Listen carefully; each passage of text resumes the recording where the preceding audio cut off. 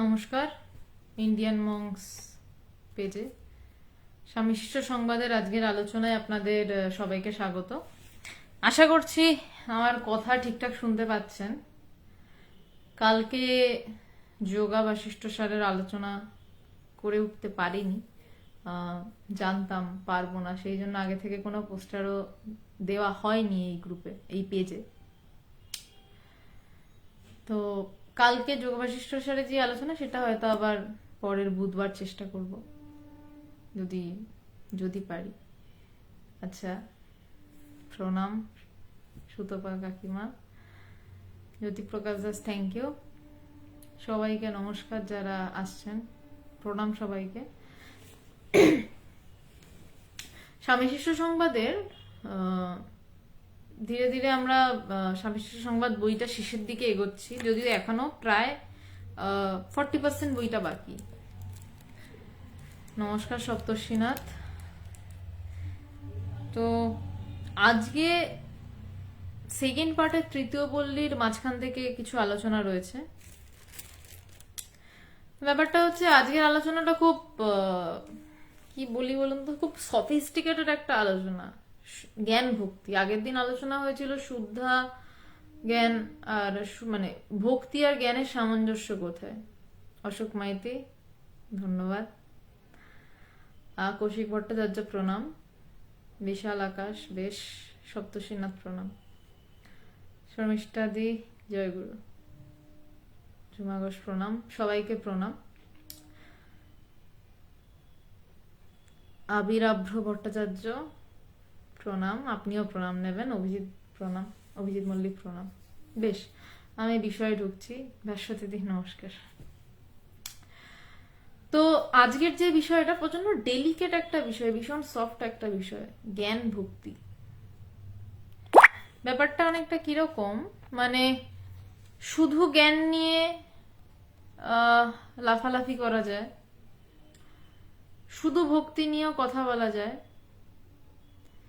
কিন্তু যার মধ্যে জ্ঞান ভক্তি রয়েছে সে বিশেষ, এবং তার ব্যাপারও বিশেষ, এবং সেই জ্ঞান ভক্তি একসাথে যার মধ্যে রয়েছে সেটাকে বুঝতে গেলে আগে জ্ঞান এবং ভক্তি দুটোকেই ভালো মতন বুঝতে হবে।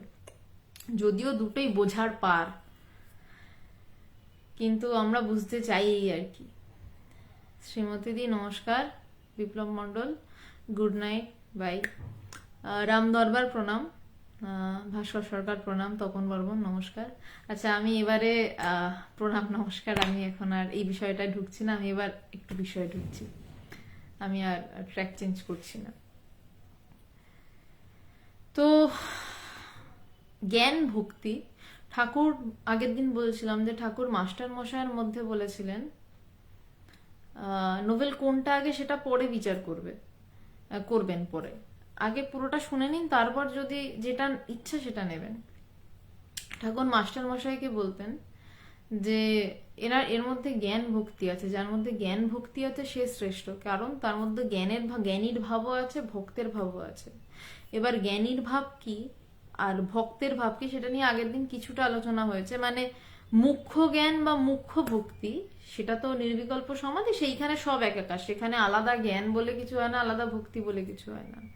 কিন্তু শুরুর যে রাস্তা, আমি শুরু হয়ে একটা এন্ড পয়েন্টে পৌঁছাচ্ছি, আমার শুরুর যেই রাস্তাটা, সেই রাস্তায় যার যত ভক্তি গাঢ় সে তত তাড়াতাড়ি সেই জায়গায় পৌঁছাচ্ছে, যার যতটা জ্ঞানের চেষ্টা গাঢ় সে তত তাড়াতাড়ি জ্ঞান পথে সেই জায়গায় পৌঁছাচ্ছে। তো জ্ঞান ভক্তি এই জায়গাটাকে বুঝতে গেলে আগে দুটো রাস্তাকে ঠিক ঠিক ভাবে বোঝার চেষ্টা করতে হবে। আবারও বলছি, যদিও দুটো রাস্তাই বোঝার পার,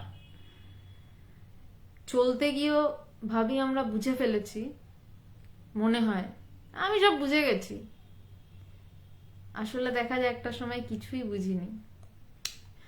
ভগবান একবার বেনারসে কনভেনশন হচ্ছে, 19 নভেম্বর আমাদের সংগঠন ইন্টারন্যাশনাল বেদান্ত সোসাইটির প্রতিষ্ঠার দিন, এবং পবিত্রানন্দজির জন্মদিনও বটে। 25 বছরের কনভেনশন হচ্ছে বেনারসে আশ্রমের কাছে, দশাশ্বমেধ ঘাটের কাছেই।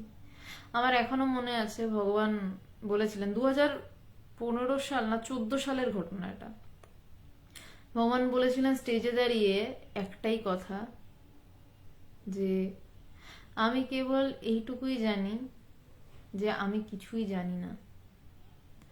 এটাই হচ্ছে ঠিক ঠিক জানা, যে আমি কিছুই জানি না। আর যে বলেন আমি বুঝে গেছি, ধরে ফেলেছি, হয়ে গেছে, তার মানে ধরে যখনই আসে আমি ধরে ফেলেছি, তার মানেই তার মধ্যে কর্তাবোধ জেগে রয়েছে, তাকে ধরে ফেলা যায় না। তিনি কৃপা করে এসে জড়িয়ে ধরেন, তিনি ধরা দেন, তাকে ধরা যায় না। সরি। আচ্ছা, আমি ভাস্কর দত্ত, প্রণাম। রবি রায়, আপনি ভালো আছি। আমি এই আবিরাব ভট্টাচার্য আপনার এই প্রশ্নটার উত্তর দিচ্ছি। এরপর আমি বইটা নিয়ে যখন ঢুকবো তখন কাইন্ডলি আর প্রশ্ন করবেন না কেউ, কারণ তখন প্রশ্ন করলে একটু মুশকিল হয়ে যায়। শেষে প্রশ্ন করুন, তাহলে সুবিধা হয় উত্তর দিতে। মিতালি কাকিমা প্রণাম। আবিরাব্র ভট্টাচার্য, আমার প্রশ্ন, তাকে ডাকার সময় ডাকছি আমি, ডাকতে বসে সেই আমি, তাহলে যে শুনেছি অনেকে তার ইষ্টের দর্শন পেয়েছে, তা কি করে সম্ভব? সবই সম্ভব, সব সম্ভব। এটা বোঝানো বড় মুশকিল, জানেন তো। মানে কখনো তিনি একাকার, আবার কখনো যেন তার থেকে আলাদা। মানে আপনি আপনার মাকে দেখেন তো, নিজের মাকে বা কাউকে, এনি ওয়ান দেখেন, তেমন ভাবে ইষ্টের দর্শন হয়। কিন্তু কট্টরভাবে বলতে গেলে, বেদান্তের দিক থেকে বলতে গেলে, যেটা আপনি বলছেন যে আসলে কি আপনি আদৌ কাউকে দেখেছেন? তাই যখন ব্রহ্মজ্ঞান লাভ হয় তখন আর কিছু দেখা দেখি থাকে না। আমি কাজলটা চোখে পড়ছি, ততক্ষণ অব্দি আমি কাজলটাকে দেখতে পাই যতক্ষণ না কাজলটা আমার চোখে পুরো ঠেকানো হয়ে গেল।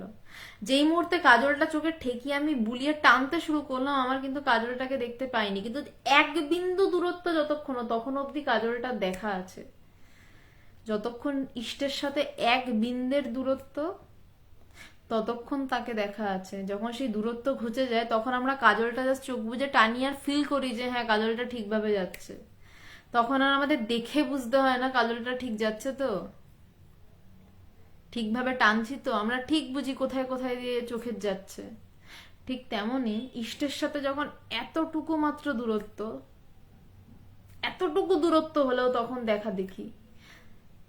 যখন সব একাকার, তাকে ভিতরে বোধ, তাকে ভিতরে উপলব্ধি, তখন আর দেখা দেখি নেই, তখন সব শেষ, দেখা দেখির রাস্তা বন্ধ।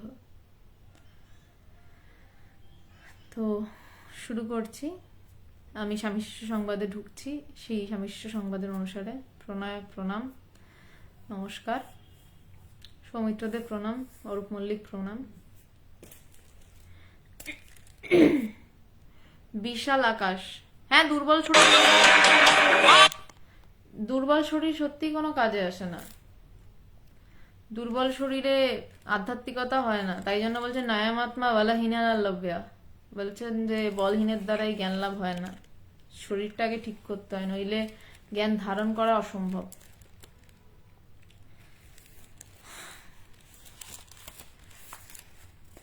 আগের দিন যতটুকু হয়েছিল তারপর থেকে যাচ্ছি। শিষ্য আগের দিন জ্ঞান এবং ভক্তি এই দুটোর মধ্যে সামঞ্জস্য বিধান, মানে ব্রহ্মজ্ঞান লাভ এই দুটো থেকে কিভাবে হতে পারে সেই নিয়ে আলোচনা হয়েছিল। তারপর শিষ্য বলছেন, শিষ্য, তবে ভারতবর্ষে এত সাম্প্রদায়িক ভাব প্রবল কেন, এবং ভক্তি ও জ্ঞান শাস্ত্রেই বা এত বিরোধ কেন? ভারতবর্ষে এত সাম্প্রদায়িক ভাবটা প্রবল কেন? মানে এই অশান্তি করছে, মানে হিন্দু মুসলিম অশান্তি, খ্রিস্টানের সাথে অশান্তি, এত সমস্যা কেন?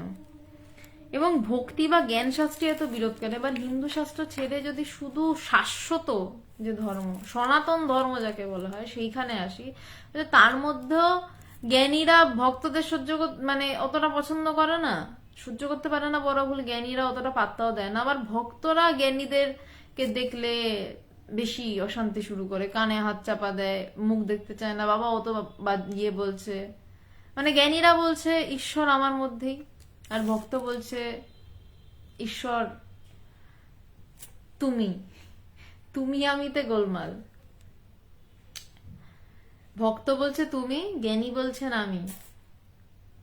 এই তুমি আমি যখন যখন প্রথমে তুমিটা উড়ে যায়, তারপর আমিটাও উড়ে যায়, তারপর যা থাকে তাই। এই তুমি আমির গোলমাল সেদিনই হচ্ছে যেদিন তুমিও উড়ে যায় আমিও উড়ে যায়। তো বলছেন যে শিষ্য প্রশ্ন করছে যে তাহলে যা যদি শেষে এটাই হয়, মানে স্বামীজি আগের দিন জ্ঞান লাভের কথা বলছেন যে সচ্চিদানন্দ পূর্ণ প্রজ্ঞ না হলে কারোর প্রেমানুভূতি হয় না, মানে পূর্ণ জ্ঞান না হলে পূর্ণ ভক্তি হয় না। তো বলছেন যে তাহলে জ্ঞান শাস্ত্র আর ভক্তি শাস্ত্রে এত বিরোধ কেন, এত সমস্যা কেন? স্বামীজি কি জানিস, গৌণভাব নিয়েই, অর্থাৎ যে ভাবগুলো ধরে মানুষ ঠিক জ্ঞান বা ঠিক ভক্তি লাভ করতে অগ্রসর হয়, সেগুলো নিয়েই যত লাঠালাঠি দেখতে পাওয়া যায়। কিন্তু তোর কি বোধ হয়, এন্ড উদ্দেশ্য বড় কি উপায়গুলো বড়? স্বামীজি বলছেন যে কি জানিস, গৌণ ভাব নিয়ে, অর্থাৎ যে ভাবগুলো ধরে মানুষ ঠিক জ্ঞান বা ঠিক ভক্তি লাভ করতে যায়, সেইগুলো নিয়েই ঝামেলা হয়, লাঠালাঠি হয়। ওই যে আগের দিন শিব আর বানরের গল্প শুনলেন, আগের দিন বলছিলাম যে শিব আর রামের মধ্যে ঝামেলা লেগেছে। তো এবার একটা সময় দুজনের ঝামেলাও মিটে গেছে, কিন্তু শিবের চেলা ভূত আর রামের চেলা বাঁদরেরা ঝামেলা করে যাচ্ছে। তো তাই বলছেন যে এবার গৌণ ভাব, গৌণ ভাবটা কি, যে ভক্ত যে সে কি করবে না, তার হবে যে আমার কোনো একজন ইষ্ট রয়েছেন, সে কৃষ্ণ হতে পারে, শিব হতে পারে, সেই পথে সে সাধনা করে সে শেষে গিয়ে এমন জায়গায় পৌঁছাবে যেখানে সে তার ইষ্টের সাথে একাকার হয়ে যাবে। আর জ্ঞানীর কাজ কি, সে নিরাকার ব্রহ্ম, তাকে নিজের মধ্যে খুঁজবে, কোনো উপাসনা টুপাসনা নয়, কিন্তু সে নিজের মধ্যে তাকে খুঁজবে যে কোথায় আমি। বলছেন এইটা গৌণ, মানে শুরু এটা। কিন্তু এবার সমস্যা কি হয়, যে নিরাকারবাদী সে বড় বড় জ্ঞান দেবে, পুতুল পুজো করছে, ওটা পুতুল, ঈশ্বর চারিদিকে ছড়িয়ে রয়েছেন, একটা মূর্তিতে কি করে এলো? আর যারা ভক্ত তারা বলবেন যে ওরা কি বলছে, ওরা নিজেরা অহংকারী, নিজেকে ঈশ্বর বলে। তো বিষয়টা হচ্ছে গৌণ বিষয়টা নিয়েই, শুরুটা হয়েছিল নিরাকার আর সাকার, এই দুই নিয়ে মারামারি শুরু করে দিল। তো বলছেন যে উদ্দেশ্য বড় কি উপায় বড়? এইগুলো তো উপায়। আমি মূর্তি পূজা করছি কেন? আমার উপায় এটা যে আমি জ্ঞান লাভ করবো, আমি তার সাথে একাকার হয়ে যাব। আমি অদ্বৈতবাদের চর্চা করছি কেন? আমি নিজের ভিতরে নিজেকে খুঁজছি কেন? আমি শেষে গিয়ে যাতে আর নিজেকেও না খুঁজে পাই। কি করে বোঝাই কথাটা, মানে ওই বললাম তো যা থাকে তাই। তো বলছে আমি এই জন্য করছি, কিন্তু সেই শেষের উদ্দেশ্যটা আমার কাছে বড় থাকে না। আমি নিরাকারবাদী না সাকারবাদী, ওরা পুতুল পুজো করছে, এই নিয়ে ঝামেলা শুরু করি। ঠাকুরের কাছে গিয়ে প্রথম দিন কথামৃতে দেখবেন পড়লে, মহেন্দ্রনাথ দত্ত মাস্টার মশাই নিরাকার সাকার নিয়ে তর্ক করছেন, যে তিনি কি নিরাকারবাদী না সাকারবাদী। ঠাকুর ধমকে দিয়েছিলেন একটু, আচ্ছা তিনি নিরাকারও বটে, তিনি সাকারও বটে।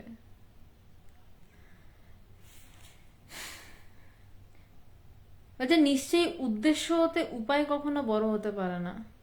বলছেন যে সবটাই তো উপায়, আমি কৃষ্ণকে উপাসনা করছি বা আমি নিরাকার উপাসনা করছি, বলছে উপায় এটা, আর উদ্দেশ্য কি না আমি একাকার হয়ে যাবো। বলছেন উদ্দেশ্য থেকে উপায় তো কখনো বড় হতে পারে না, আলাদা হতে পারে না, বেশি হতে পারে না।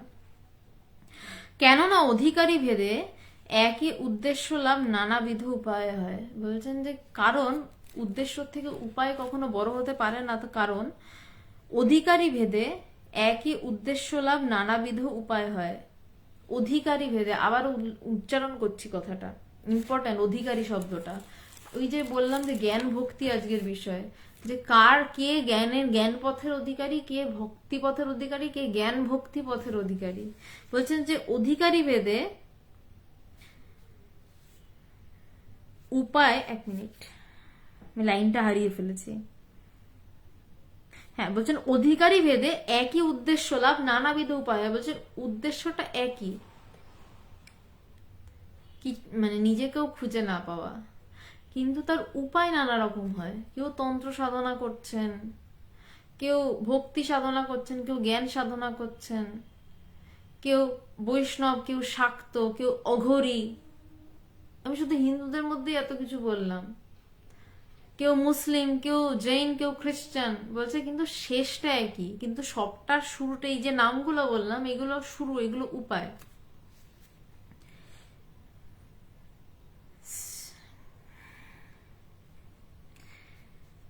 তো বলছেন এই যে দেখছিস জপ, ধ্যান, পূজা, হোম ইত্যাদি ধর্মের অঙ্গ, এগুলো সবই হচ্ছে উপায়।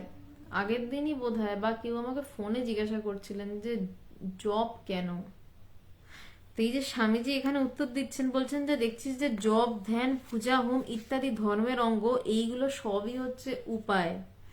কে যে আমাকে প্রশ্ন করছিলেন আমার একদম মনে পড়ছে না, বীজ মন্ত্র নিয়ে প্রশ্ন করছিলেন, বা প্রশ্ন করেছিলেন যে জব কেন করতে হয়, এই ধরনের কেউ কেউ ফোনে করেছিলেন না সামনে করেছিলেন ঠিক মনে নেই আমি। তো এইখানে স্বামীজি বলছেন যে এই যে জব করছি, তাকে আমি সেদিন বলেছিলাম, ও একজন আমায় প্রশ্ন করেছিলেন আগের দিন যে ভগবান কেন দীক্ষা দেন না। হ্যাঁ কারেক্ট, মনে পড়েছে কি করেছিলেন, ভুলে গেছি আমি। তখন আমি বলেছিলাম যে তার কারণ হচ্ছে দীক্ষা দেওয়ার, দীক্ষা মানুষ দেয় সেই জন্যই, গুরুরা দীক্ষা দেন যে তার শিষ্যের কোনো একদিন ব্রহ্মজ্ঞান লাভ হবে সেই মন্ত্র জপ করতে করতে। কিন্তু ভগবানের তার প্রয়োজন পড়ে না। ভগবান যদি চান, যদি তার মন কারোর উপর পড়ে যে একে আমি ব্রহ্মজ্ঞান লাভ করাবো, যদিও তা কচ্ছিত এবং কদাচিৎ, কারণ ব্রহ্মজ্ঞানী ব্রহ্মবিজ্ঞানী পুরুষ, তার মধ্যে ভগবানের মতন পুরুষের পক্ষে মন থাকাটাই একটা বিস্ময়কর। কোনো মতে মানে সেই অনন্ত সমুদ্রে এক খণ্ড বরফ প্রায় গলিত, এই রকম প্রায় তার মন থাকে। আমি যেটা বললাম সেটাও ভুল বললাম নিশ্চিতভাবে জেনে রাখুন, কারণ ভগবানের মন কেমন থাকে সেইটা আমার পক্ষে বোঝানো কোনোদিনও সম্ভব নয়। আমি যা বললাম হয়তো কাছাকাছি, কিন্তু নিশ্চিতভাবে ভুল বললাম, একদম নিশ্চিত। সেই মন যদি কারোর উপর পড়ে এই ভেবে, এই ইক্ষণ নিয়ে যে এর জ্ঞান লাভ হবে, তার জ্ঞান লাভ হবে না এমন সাধ্য কারণ নেই। তো সেই জন্যই বলেছিলাম যে তাই জন্য ভগবানের জপের জন্য মন্ত্র দেওয়ার দরকার পড়ে না, উদ্দেশ্য হচ্ছে জ্ঞান লাভ, সেটা এমনিই হয়।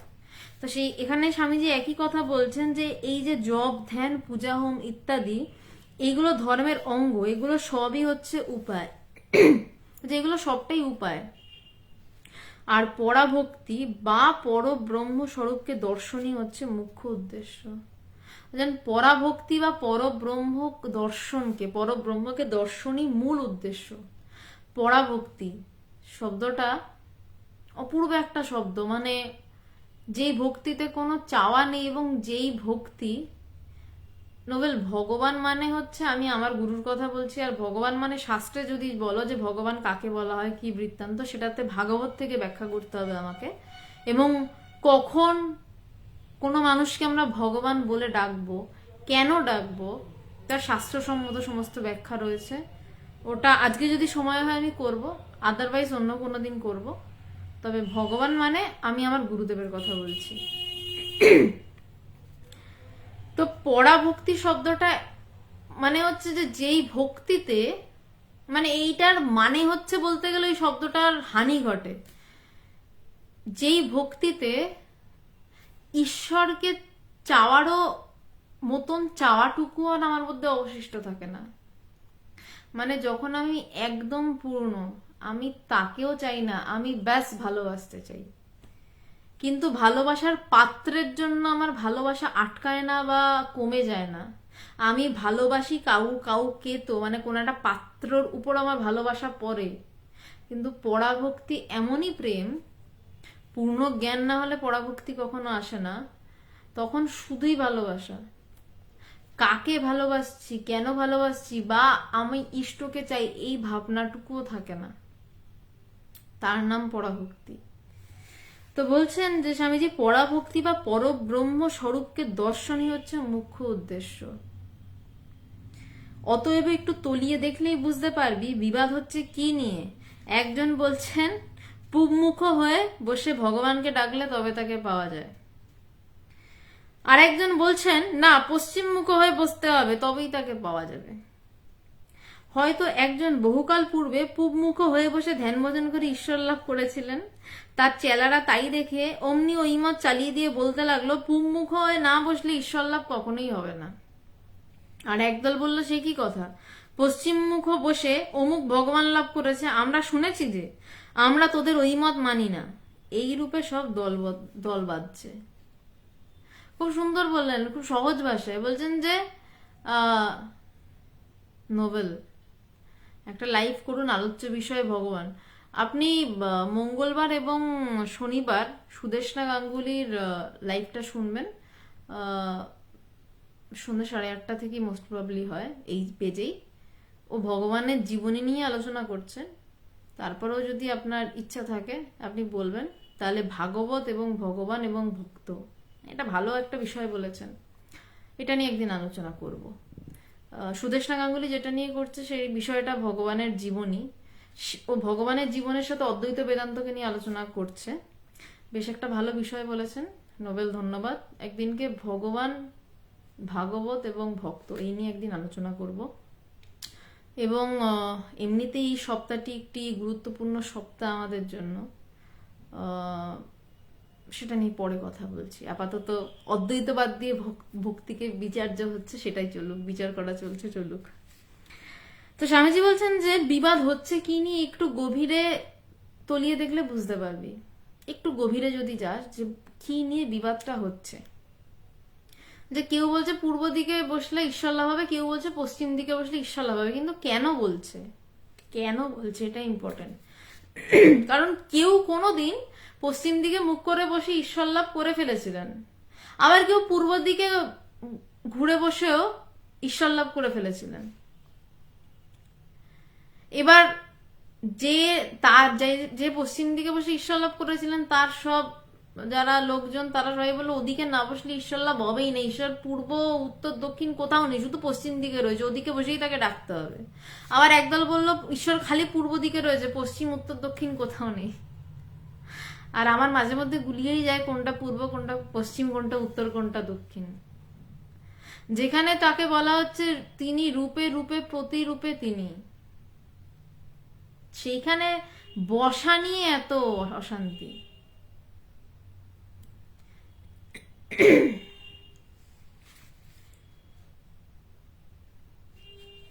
পৃথ্বীরাজ মুখার্জি, টুমরো রামকৃষ্ণদেবের জন্মদিন, ঠাকুরের জীবন আর বাণী নিয়ে একটা প্রোগ্রাম রাখুন টুমরো।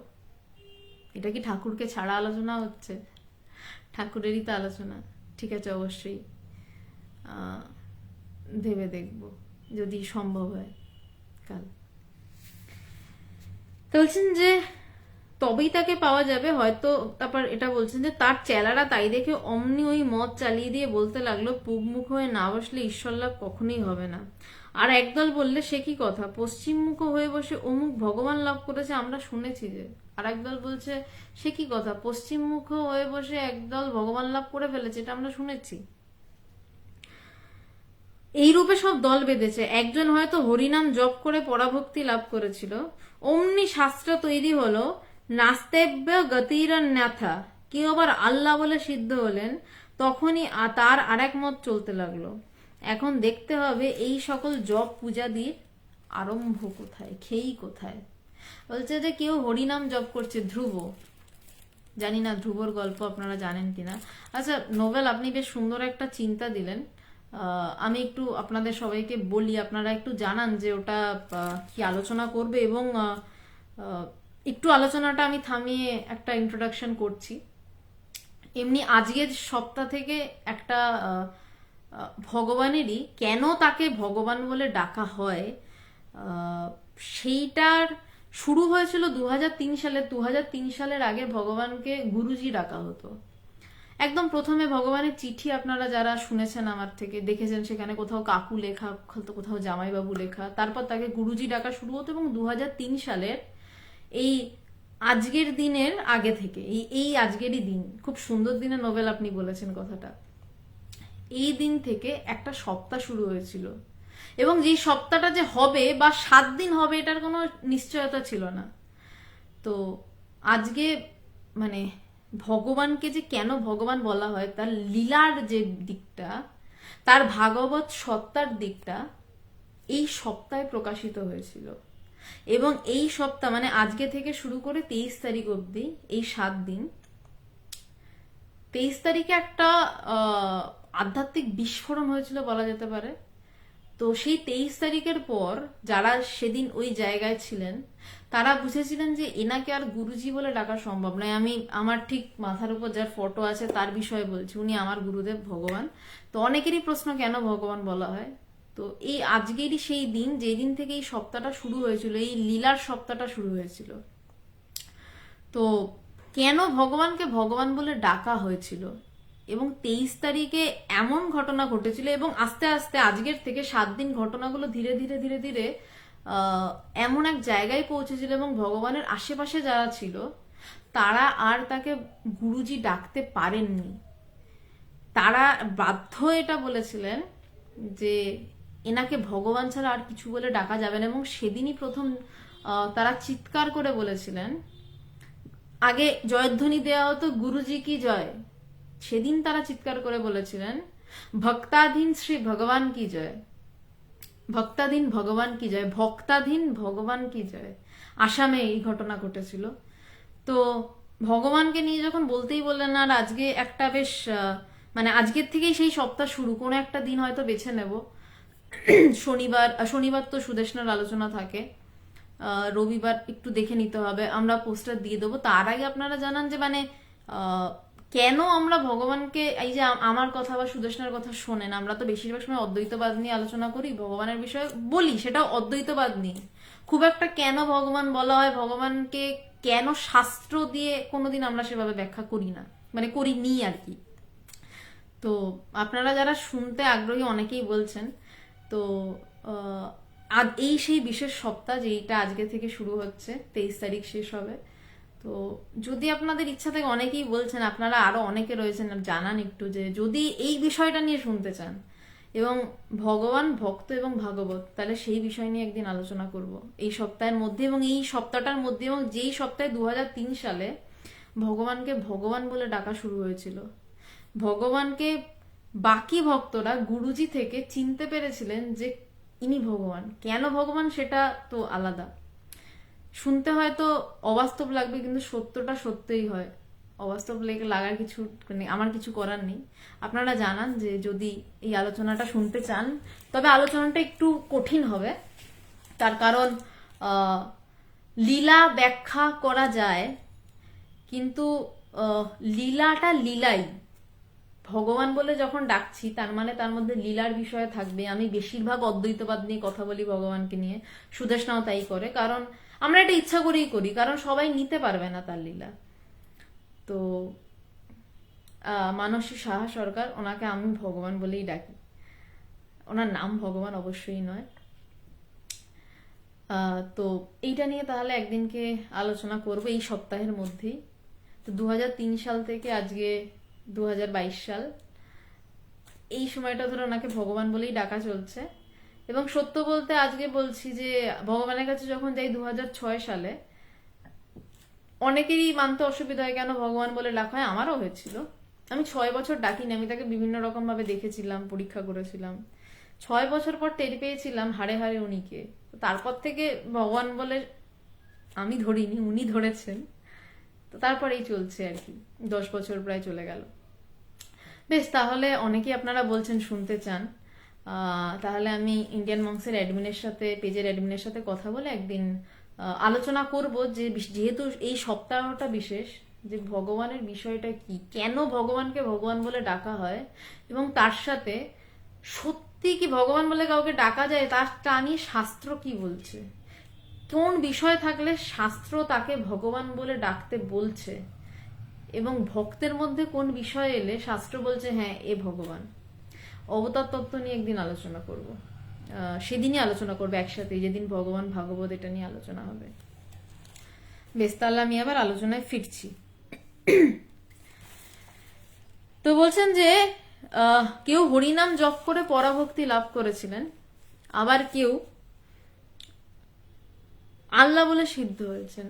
কিছু একটা জপ করতে হবে। ধ্রুব কোনো মন্ত্র জানতো না, সে শুধু হরি হরি বলতে বলতে বনে চলে গেল, এবং তার তপস্যার এমন তেজ তার তপস্যার, যে সবাই ওষ্ঠাগত হয়ে যাচ্ছে তার তপস্যার তেজে। কিন্তু নারায়ণ তার সামনে আসতে পারছে না, কারণ তার দীক্ষা নেওয়া নেই।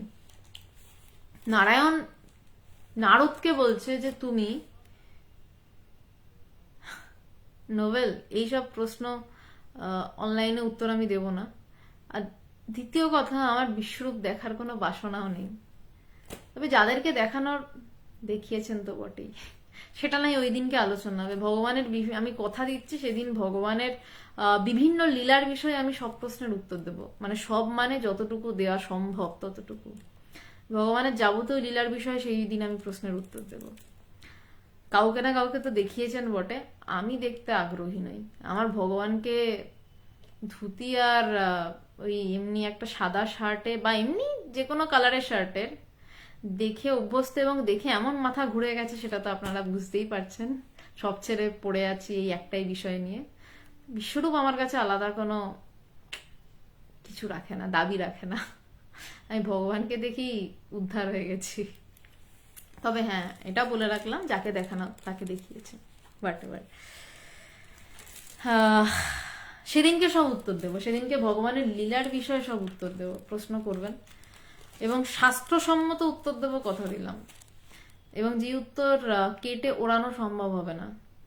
বিশ্বাস অবিশ্বাসের জায়গায় যাচ্ছি না, বিশ্বাস অবিশ্বাস বিষয়টা আলাদা, কিন্তু যা ভক্তিশাস্ত্রে রয়েছে, যা ভাগবতে রয়েছে, যা হলে বলা যেতে পারে যে হ্যাঁ ভগবান, সেটা নিয়ে সেদিন সব উত্তর দেব। বলছেন কেউ আবার আমাদের এখন দেখতে হবে এই সকল জপ পূজাদির আরম্ভ কোথায়। বলছেন জপের আরম্ভ কোথায়, এইসব পুজোর আরম্ভ কোথায়, এইটা দেখতে হবে। বলছে সে খেই হচ্ছে শ্রদ্ধা। সংস্কৃত ভাষায় শ্রদ্ধা শব্দটি বুঝবার মতন শব্দ আমাদের ভাষায় নেই, উপনিষদে আছে।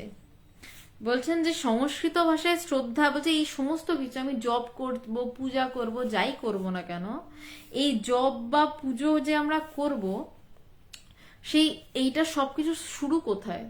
আমাকে যদি সাধারণ একটা দায়িত্ব দেওয়া হয় যে রোজ পুজো করবে, আমি যদি একটা ক্যাজুয়াল ভাবে পুজো করে দিই, হলো না। কিন্তু কেউ পুজো করতে করতেও জ্ঞান লাভ করতে পারে। প্রাচীনকালে আমরা জানি ঋষিরা তাদের শিষ্যকে গরু চড়াতে মাঠে পাঠিয়ে দিয়েছে, যতদূর সম্ভব উদ্দালক, আমি যদি ভুল না বলে থাকি, উদ্দালক বা আর একজন অন্য একজন নাম হয়তো ভুল হতে পারে। সে গরু চড়াতে চড়াতে ব্রহ্মজ্ঞান লাভ করেছে। কেন না, সে শ্রদ্ধার সাথে গরু চড়াতে গেছিল, কারণ তার গুরুদেবের গরু নিয়ে এসে চড়াতে গেছে এবং তার গুরু স্বয়ং তাকে এই কাজটা দিয়েছে। সে গরু চড়াতে চড়াতে ব্রহ্মজ্ঞান লাভ করছে। তো বলছেন যে সংস্কৃত ভাষায় শ্রদ্ধা কথাটা, মানে যে কোনো কিছু শুরু, জপ, আমি যদি কোনো মতে করতে বলেছে জপ 108 বার জপ করে নি, হয় না, যে শ্রদ্ধা সহকারে করতে হয়। অরুণী ঠিক বলেছেন, আবিরাব্র ভট্টাচার্য, থ্যাংক ইউ। আমি একদম নামটা মনে করতে পারছিলাম না। উদ্দালক তো বোধহয় যতদূর সম্ভব গুরুর কথায় আল হয়ে শুয়ে পড়েছিলেন মাঠের মধ্যে, যাতে বন্যার জল না ঢোকে। অরুণী ঠিক বলেছেন। বলছেন যে সেই খেই হচ্ছে শ্রদ্ধা। শুধু জবটাও কি এমন না, শ্রদ্ধা নিয়ে করতে হবে। সবের শুরুটা শ্রদ্ধা। আমি আমার গুরুদেবকে শ্রদ্ধা করি, যদি আমি আমার গুরুকে শ্রদ্ধাই না করতে পারি তাহলে হবে না, কোনোদিনও সম্ভব নয় শ্রদ্ধা না থাকলে। আমার একদিন মনে হলো আমি দীক্ষা নেব, আমি লাফাতে লাফাতে চলে গেলাম না দীক্ষা নেব, কিন্তু আমার ভিতরে শ্রদ্ধা নেই, তাই আমার হলো না দীক্ষা। আমার প্রথম দেখতে হবে যে আমার কি শ্রদ্ধা আছে। বলছি এই শ্রদ্ধা শব্দটা বোঝাবার মতন শব্দ আমাদের ভাষায় নেই, সংস্কৃতে রয়েছে, উপনিষদে আছে। ওই শ্রদ্ধা নচিকেতার হৃদয়ে প্রবেশ করেছিল। এই শ্রদ্ধা বুদ্ধিতে হয় না। শ্রদ্ধা শব্দটা উপনিষদে রয়েছে, যা নচিকেতার হৃদয়ে প্রবেশ করেছিল। নচিকেতাকে যদি ছোট্ট করে নচিকেতার কথাটা বলি, খুব ছোট্ট ভাবে বলছি, কয়েক মিনিটের মধ্যে। নচিকেতা একটা ছোট্ট বাচ্চা ছেলে, তার বাড়িতে যজ্ঞ হচ্ছে, তো যজ্ঞে ব্রাহ্মণকে গরু দান করতে হয়, গোদান করতে হয়, তাহলে বলে নাকি যে উপনিষদে বলছে, আমি বলছি না, বলছে পূর্ণ হয়। তো নচিকেতা দেখছে তার বাবা যত হাড় জিরজিরে গরু ব্রাহ্মণদেরকে দান করছে, যে গরু দিয়ে কোনো কাজ হবে না আসলে। তো নচিকেতা বাবাকে বলছে, বাবা আপনি এই গরুগুলো ওনাদের দিচ্ছেন কেন? মানে বাবার শিয়ানা বুদ্ধি, বাবা ভাবছে যে গরু দানের পুণ্য হচ্ছে, সাথে আবার এই কম দামি গরুগুলোকেও দিয়ে দেওয়া যাচ্ছে। তো নচিকেতা বলছে, বাবা আপনি এই গরু দিচ্ছেন কেন, এর তো কোনো কাজে লাগবে না। তো বারবার এরম বলতে বলতে নচিকেতার বাবা রেগে গিয়ে তাকে বলে যে তুই জমের মুখে যা। এবং নচিকেতা তখনকার দিনে ঋষি বাক্য, মানে তখনকার দিনের বেদান্তের মানে সেই বৈদিক যুগে ঋষি বাক্য তো মিথ্যা হওয়ার নয়। তো নচিকেতা সাথে সাথে হাজির যমলোকে। এবার যম মানে আমরা জানি মৃত্যুর দেবতা, যমদূত টমদূত আমাদের হাজারটা ভয় দেখানো হয়, কিন্তু আসলে যম হচ্ছেন প্রবল জ্ঞানী এবং তিনি জ্ঞান দেন বলে, তিনি ধর্মদেবতা আসলে। তো তো সেখানে গিয়ে দেখছে নচিকেতা নেই। তো 3 দিন অপেক্ষা, নচিকেতা দেখছে যম নেই, কোথাও গেছেন। তো সবাই দিন একটা বাচ্চা ছেলে চলে এসছে, তো সবাই একটু আদর যত্ন করেছে। উপনিষদের গল্প বলছি, এটা গল্প নয় বোধহয়, গল্প হতে পারে না, তার কারণ যেই ভাব যেই ভাষা নিয়ে কথা বলেছেন ওইগুলো এখনো হয়, এখনো সেই ভাব আছে, সেই ভাষা আছে, সেই ভাবনা আছে। ঠিক গল্প আমি বলতে পারি না এই জন্য। তো 3 দিন পর নচিকেতাকে যম দেখেছে, যম এসছে, দেখা হয়েছে। এবার যম যে তুমি কি চাও, তুমি ফিরে যাও, বাচ্চা ছেলে ফিরে যাও।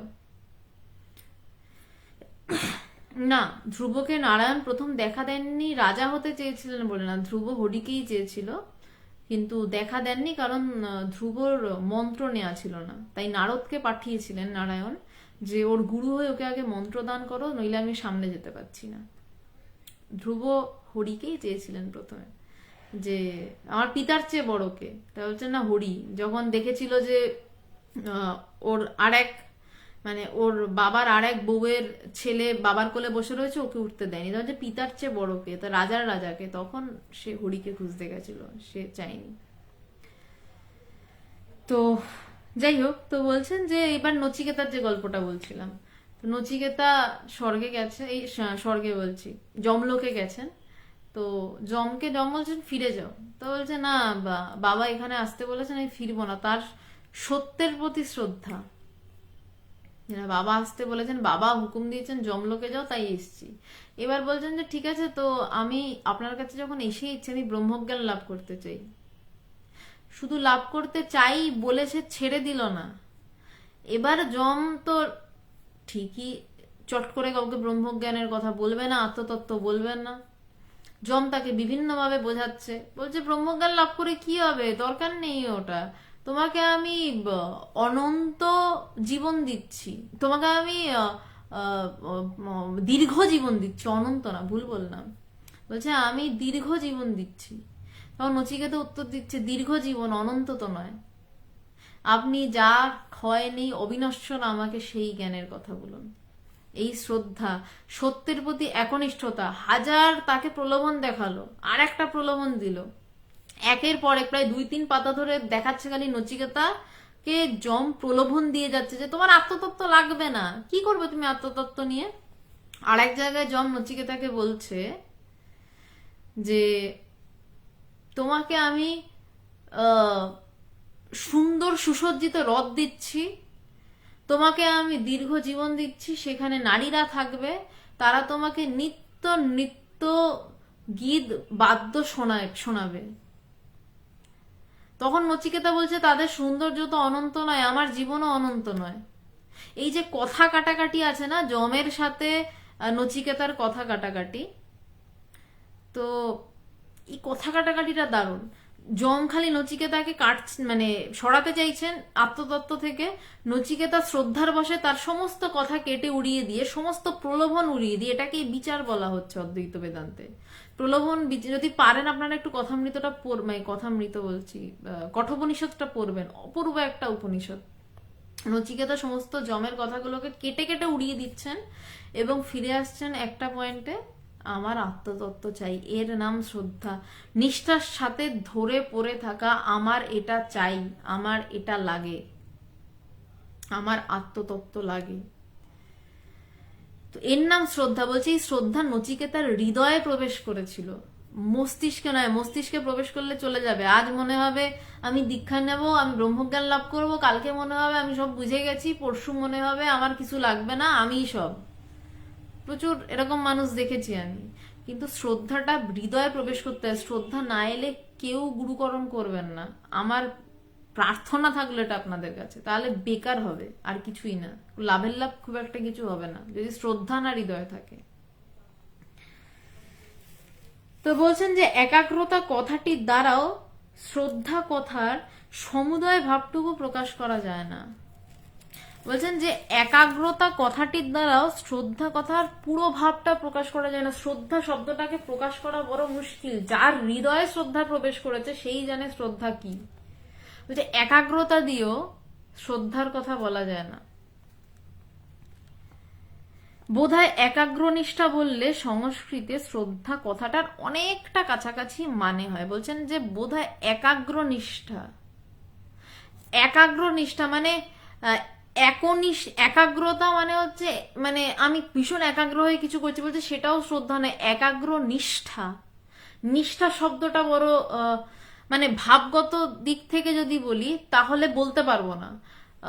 কার্যগত দিক থেকে যদি বলি যে প্রত্যেক দিন আমার ঠিক যেই কাজটা করার কথা, ধরুন আমার বাসন মাজার কথা, এমনি আমার বাড়ির বাসন মাজার দায়িত্ব আমার উপর, আমি রোজ নিষ্ঠার সাথে ঠিক সময়ে বাসন মাজি, ওটাও কিন্তু এক প্রকার সাধনা। তো বলছে এই একাগ্র নিষ্ঠা, একাগ্র নিষ্ঠাই সংস্কৃতে শ্রদ্ধা কথাটার অনেকটা কাছাকাছি মানে হয়। বলছেন অনেকটা কাছাকাছি মানে হয়।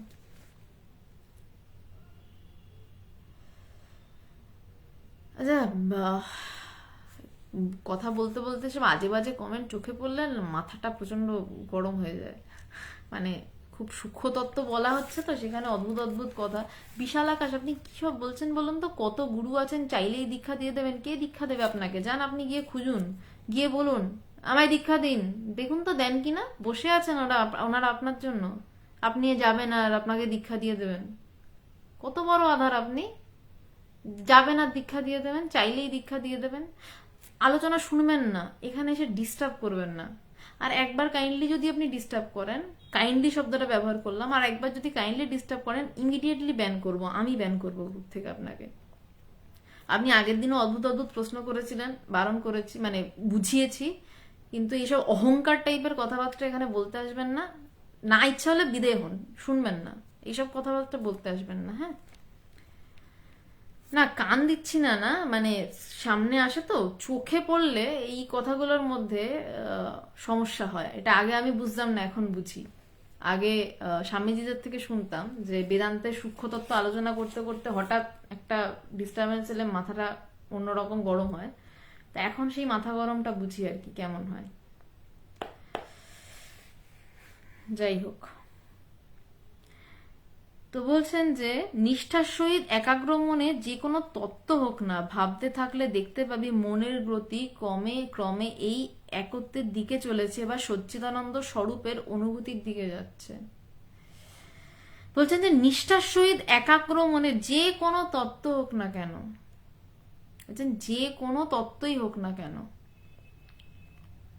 সেটা ভাবতে থাকলে দেখতে পাবি মনের গতি ক্রমেই একত্বের দিকে চলেছে। যে মনের গতি ক্রমেই একদিকে চলেছে, একটাই গতি, আলাদা গতি হবে না। একজন আল্লাহ আল্লাহ করছে বসে, আর ঠিক তার পাশে বসে একজন রাম রাম করছে, দুজনই মনের গতি কিন্তু একই দিকে, শেষে গিয়ে কিছু নেইতে স্থিত হবে।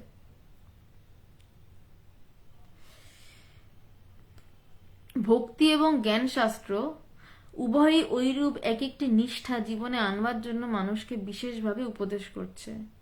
বলছেন যে ভক্তি এবং জ্ঞান শাস্ত্র উভয়ই ঐরূপ এক একটি নিষ্ঠা জীবনে আনবার জন্য মানুষকে বিশেষভাবে উপদেশ করছে। বলছে দুটো শাস্ত্রই আলাদা রকম ভাবে। আচ্ছা, এবার একটু উত্তর দিই। আহ বিরক্ত প্রকাশ করবেন না। কেন করবো না লালাজিৎ হালদার? মানে আমি কি এই কথাগুলো বলে যাচ্ছি আর অদ্ভুত অদ্ভুত কমেন্ট আসবে, হ্যাঁ যেগুলো আলতু ফালতু সেগুলো তো না সরিয়ে দেওয়া গেল, অদ্ভুত অদ্ভুত কথা আসবে, সেইগুলো আমি কেন বিরক্তি প্রকাশ করব না? কোন কোন আনন্দে, মানে কেন করব না, এই উত্তরটা দিন। সৌমিত্র দে, এটাই আপনার পরীক্ষা? আমি এখানে পরীক্ষা দিতে বসিনি, আমি এখানে জাস্ট কিছু কথা বলতে বসেছি, আমি এখানে কোনো পরীক্ষা দিতে বসিনি। উৎপল মণ্ডল, রাগ না করা ধার্মিকের লক্ষণ। শিব সব থেকে বড় অধার্মিক ছিলেন, দুর্বাসা মুনি তো একদম চূড়ান্ত অধার্মিক, আর কৃষ্ণ তো ছেড়েই দিন, ও তো একদম চূড়ান্ত অধার্মিক। তার কারণ যুদ্ধ করেছে, যুধিষ্ঠির যুদ্ধ করেছে, ভীষ্ম যুদ্ধ করেছে, চূড়ান্ত অধার্মিক। শিব তাণ্ডব করে পৃথিবী ভেঙে দিতে গেল, জ্ঞানী নাকি? শিব তো ধার্মিকই নয়, পুরো অধার্মিক। আপনারা যারা নিত্যদিন শোনেন তারা অ্যাটলিস্ট ধর্মের বিষয়টুকু ধরুন, বিষয়টুকু বুঝুন। রাগ না করা ধার্মিকের লক্ষণ কে বলেছে? স্বামী বিবেকানন্দ ঝেড়ে ঝেড়ে শিষ্যদের শেষ করে দিয়েছে। আমি যাদের নাম বললাম তাদের কারোর সমকক্ষ নই, আমি ধার্মিক কিনা তাও জানি না, কিন্তু এই কথাগুলো, রাগ না করা ধার্মিকের লক্ষণ, এইসব কথাগুলো অদ্ভুত। এগুলো ধর্মের কনসেপ্টই নয়। ধর্মের কনসেপ্ট হচ্ছে জ্ঞান লাভ। তার কোনো মানে নেই যে জ্ঞান লাভ করলে কেউ কারোর রাগ হবে না। এবার কথা হচ্ছে যে রাগটা কোথায় হয়। আমি এবার এই জায়গা থেকে একটু ভিতরে ঢুকি, একটু কনসেপ্ট ক্লিয়ার করি বরঞ্চ। রাগটা মনে হয়। এবার যারা জ্ঞান লাভ করেছেন তাদের বলা হয় কিনা তাদের মন উড়ে যায়, তাদের মন লয় প্রাপ্ত হয়, কিন্তু তারপরেও তারা যখন বেঁচে থাকেন কিছু মন নিয়ে বেঁচে থাকতে হয় তাদের। সেই মন ওই পাড়ের দেওয়া মন, তাদের ওই দিক থেকে সেই মন এসছে। তো যখন বেঁচে না থাকা, তার মানে তার কিছু মন রয়েছে। আমি আমার গুরুদেব ভগবানকে দেখেছি আমাদেরকে ছেড়ে ঘর থেকে বের করে দিয়েছেন। কাঠিয়া বাবা শিষ্যকে পেটাচ্ছেন, তারা তো ধার্মিক নয় বলুন? ধর্মের কনসেপ্ট ক্লিয়ার করুন আগে। রাগ না করা ধার্মিকের লক্ষণ নয়। ধার্মিকের লক্ষণ সেটাই যে অষ্টপ্রহর ব্রহ্মচিন্তায় রত, এবং কোনো সেইখানে ডিস্টারবেন্স এলে সে খেপে যাবেই। প্রাচীন যুগে মুনি ঋষিরা যে খেপে যেতেন, বিশ্বামিত্র মুনি, বশিষ্ঠ মুনি, তারা প্রত্যেকে 14 গুণে ধার্মিক ছিলেন যে কারুর থেকে। কিন্তু রাগটা যেখানে প্রয়োজন সেখানে রাগটা করতে হয়, কিন্তু সেখানে দেখার রাগটা কোথা থেকে উঠছে বা রাগটা হচ্ছে, মানে রাগটার উৎসস্রোতটা কোথায়, এইখানেই পার্থক্য। আচ্ছা রঞ্জিত নাথ, না একটু উত্তর দেওয়া দরকার মনে করলাম, কারণ মনে হলো এতদিন আলোচনা করছি তো একটু কনসেপ্ট ক্লিয়ার করা দরকার। যাই হোক, শান্তিময় হোক আপনার জীবন। আপনার সত্যি জ্ঞানী ব্যক্তির মধ্যে একজন, তবুও কেউ কিছু বলে শ্রোতা হিসেবে শুনতে, এটাই জ্ঞানী ব্যক্তির পরিচয় আপনার মনে হয়? না না, প্রথমত আমি জ্ঞানী ব্যক্তি নই, দ্বিতীয়ত হচ্ছে শ্রোতা হিসাবে শুনতে হয়, মানে কেউ কিছু বললে শ্রোতা হিসাবে অবশ্যই শুনবো, অবশ্যই শুনবো, কিন্তু শ্রোতা হিসাবে ক্রমাগত এক ধরনের উল্টোপাল্টা প্রশ্ন আমি শুনবো না, এটা নিশ্চিত করতে পারি। ক্রমাগত এক ধরনের উল্টোপাল্টা প্রশ্ন শুনবো না। যেটা থেকে আমি খেপলাম, রাগলাম, যেই প্রশ্নটা থেকে, তাকে আমি আগের দিন অনেকবার উত্তর দিয়েছি, এবং আজকে উনি অহংকার করে এমন একটি কথা বললেন, তো সেইখানে না উত্তর দেওয়াটা অবান্তর হয়ে যেত। যাই হোক, এরপর জয়ন্ত গুপ্ত, হ্যাঁ লিভ ইট, হ্যাঁ ঠিকই বলেছেন লিভ ইট, কিন্তু মানে কিছু উত্তর দিতে লাগতো। বেদান্তে রাগ বা বিরক্তি কোনোটাই আসে না। হ্যাঁ, সেটা যখন কেউ চরমে দাঁড়িয়ে থাকে তখন এই কথাটাও আসে না, তখন শোনাশুনিও আসে না, তখন দেখা দেখিও আসে না, তখন তাহলে সব একাকার। যখন রাগ আসে, যখন বিরক্তি আসে, তখন সেই জায়গা থেকে নামলে ভালোবাসাও আসে, রাগও আসে, বিরক্তিও আসে, সবই আসে। যদি বলেন তাহলে স্বামী শিষ্য সংবাদ নিয়ে আলোচনা করছি, স্বামীজি যে কত রেগেছেন তার কোনো ইয়ত্তা নেই। অযথা অদ্ভুত অদ্ভুত কনসেপ্ট মাথার মধ্যে রাখবেন না। লালাজি হালদার বা উৎপল দাস, আপনাদের সবাইকে বলছি এই অদ্ভুত ধরনের কনসেপ্ট রাখবেন না মাথার ভিতরে, যে যারা ধার্মিক হবে তারা রাখবে না, তারা ভীষণ সুন্দর হবে, এইগুলো নয়। শিব তাণ্ডব করতো, মা দুর্গা অসুরকে মেরে ধ্বংস করে দিল, শিব ভৈরব সৃষ্টি করে দিল মেরে উড়িয়ে দেওয়ার জন্য। না, হ্যাঁ, মূল বিষয়ে ফিরছি, মানে এইগুলো বিষয়, এগুলো ছেড়ে যাওয়া যাবে না। যাই হোক, এবার আমি মূল বিষয়ে ফিরছি। আশা করি একটু কনসেপ্ট ক্লিয়ার হয়েছে, কারণ প্রায় 1 বছর আলোচনা হতে চলছে, আপনারা অনেকেই প্রায় 2-3 মাস তো শুনছেনই। একদমই আশা করি না, আমার ক্ষমতা নেই ক্লিয়ার করার, কিন্তু আসল তত্ত্বটা তো একটু হলেও বুঝতে হবে। এইগুলো কোনো তত্ত্বই নয়।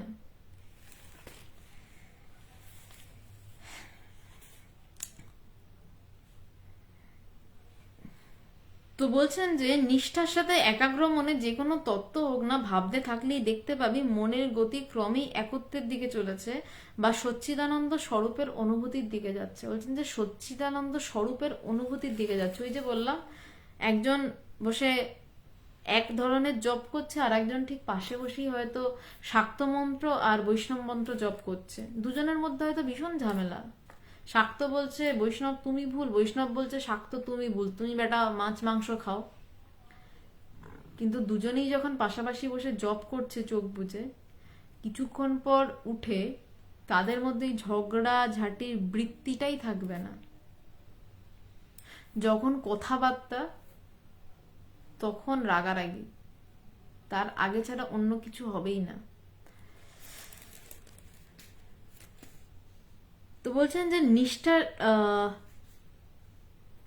ভক্তি এবং জ্ঞান শাস্ত্র উভয়ই ওই রূপ এক একটি নিষ্ঠা জীবনে আনবার জন্য মানুষকে বিশেষভাবে উপদেশ করছে।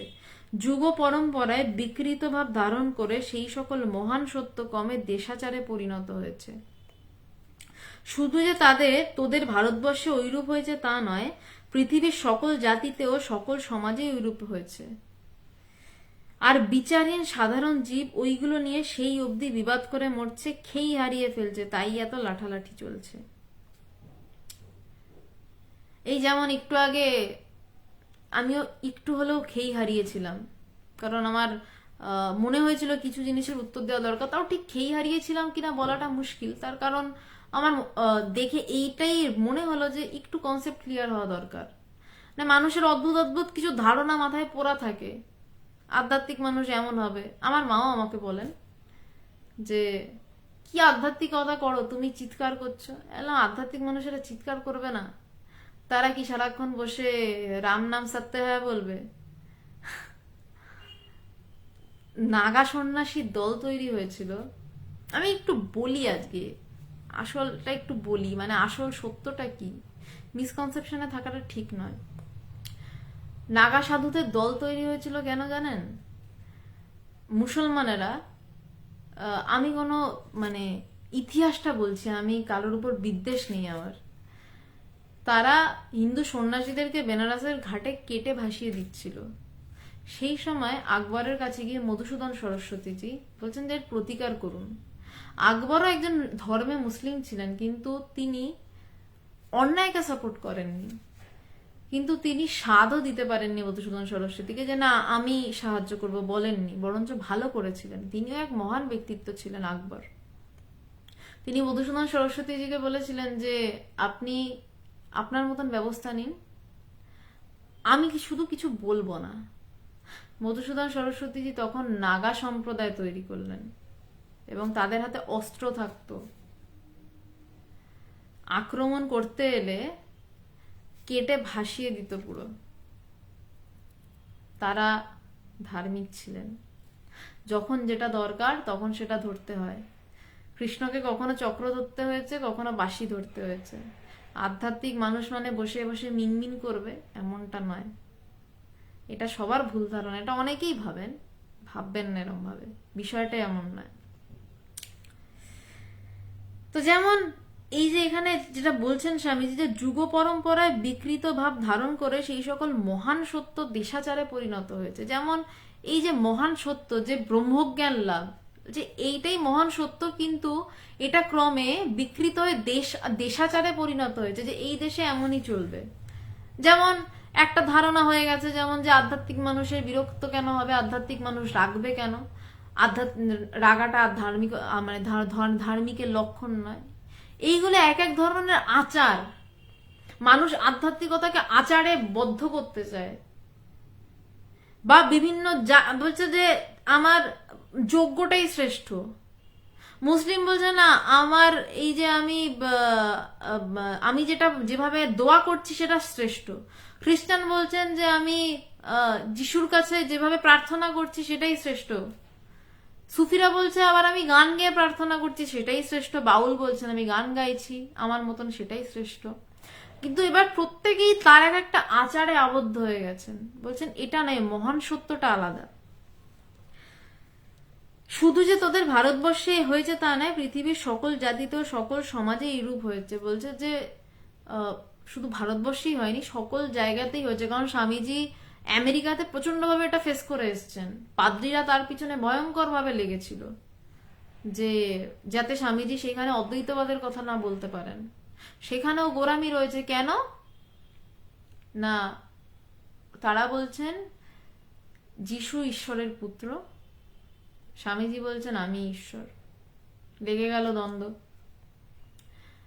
প্রত্যেকটা স্বামীজি একটা চিঠিতে লিখছেন যে এক একটা শহর এক একটা গির্জা, এক একটা শহরের মাথায় এক একটা গির্জা চাপানো, ওই গির্জার উপরে আবার এক একটা প্রকাণ্ড বাইবেল চাপানো, যেই বাইবেলের ভুল বোঝার জন্য গ্যালিলিওকে পুড়ে মরতে হয়েছিল।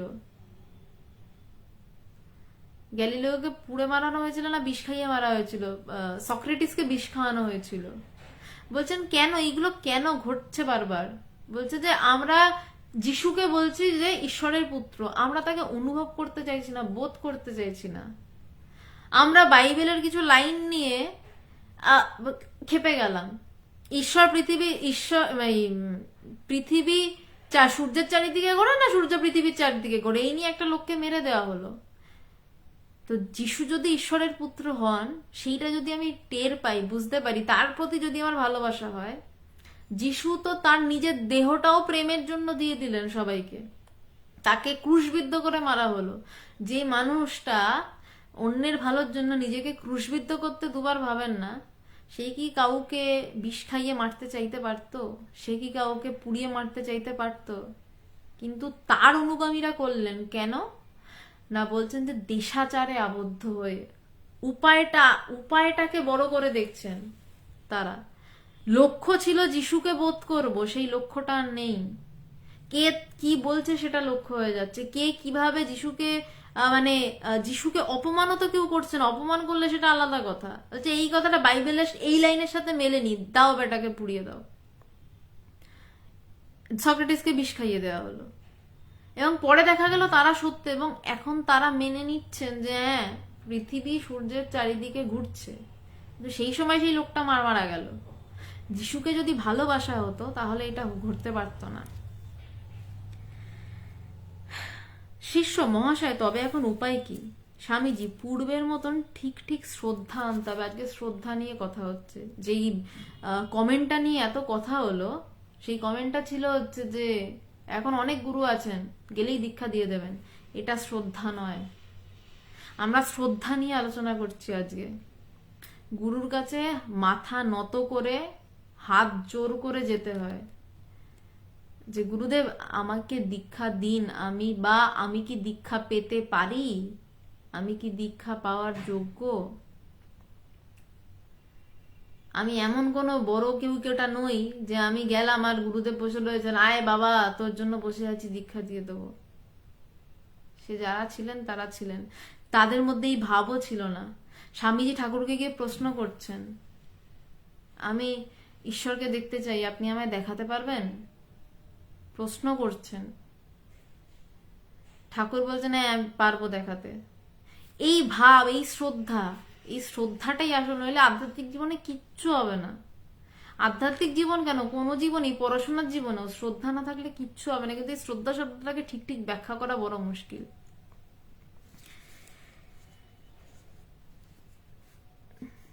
আগাছাগুলো উপড়ে ফেলতে হবে, সকল মতে সকল পথে দেশ কালাতীত সত্য পাওয়া যায় বটে, কিন্তু সেগুলোর উপর অনেক আবর্জনা পড়ে গেছে। সেগুলি সাফ করে ঠিক ঠিক তত্ত্বগুলি লোকের সামনে ধরতে হবে, তবেই তোদের ধর্মের ও দেশের মঙ্গল হবে। বলছেন যে পূর্বের মতন ঠিক ঠিক শ্রদ্ধা আনতে হবে, সেই নচিকেতা যেরকম শ্রদ্ধা এনেছিলেন বলছেন সেই রকম শ্রদ্ধা আনতে হবে। সেই শ্রদ্ধা যে না, এইখানে এই গোটা বইটাতে যারা প্রথম থেকে আলোচনা আছেন বা কিছু মাস ধরে শুনছেন তারা জানেন যে শরৎচন্দ্র চক্রবর্তী কি রেটে স্বামীজিকে ক্রস করেন, মানে স্বামীজির কথা কাটেন।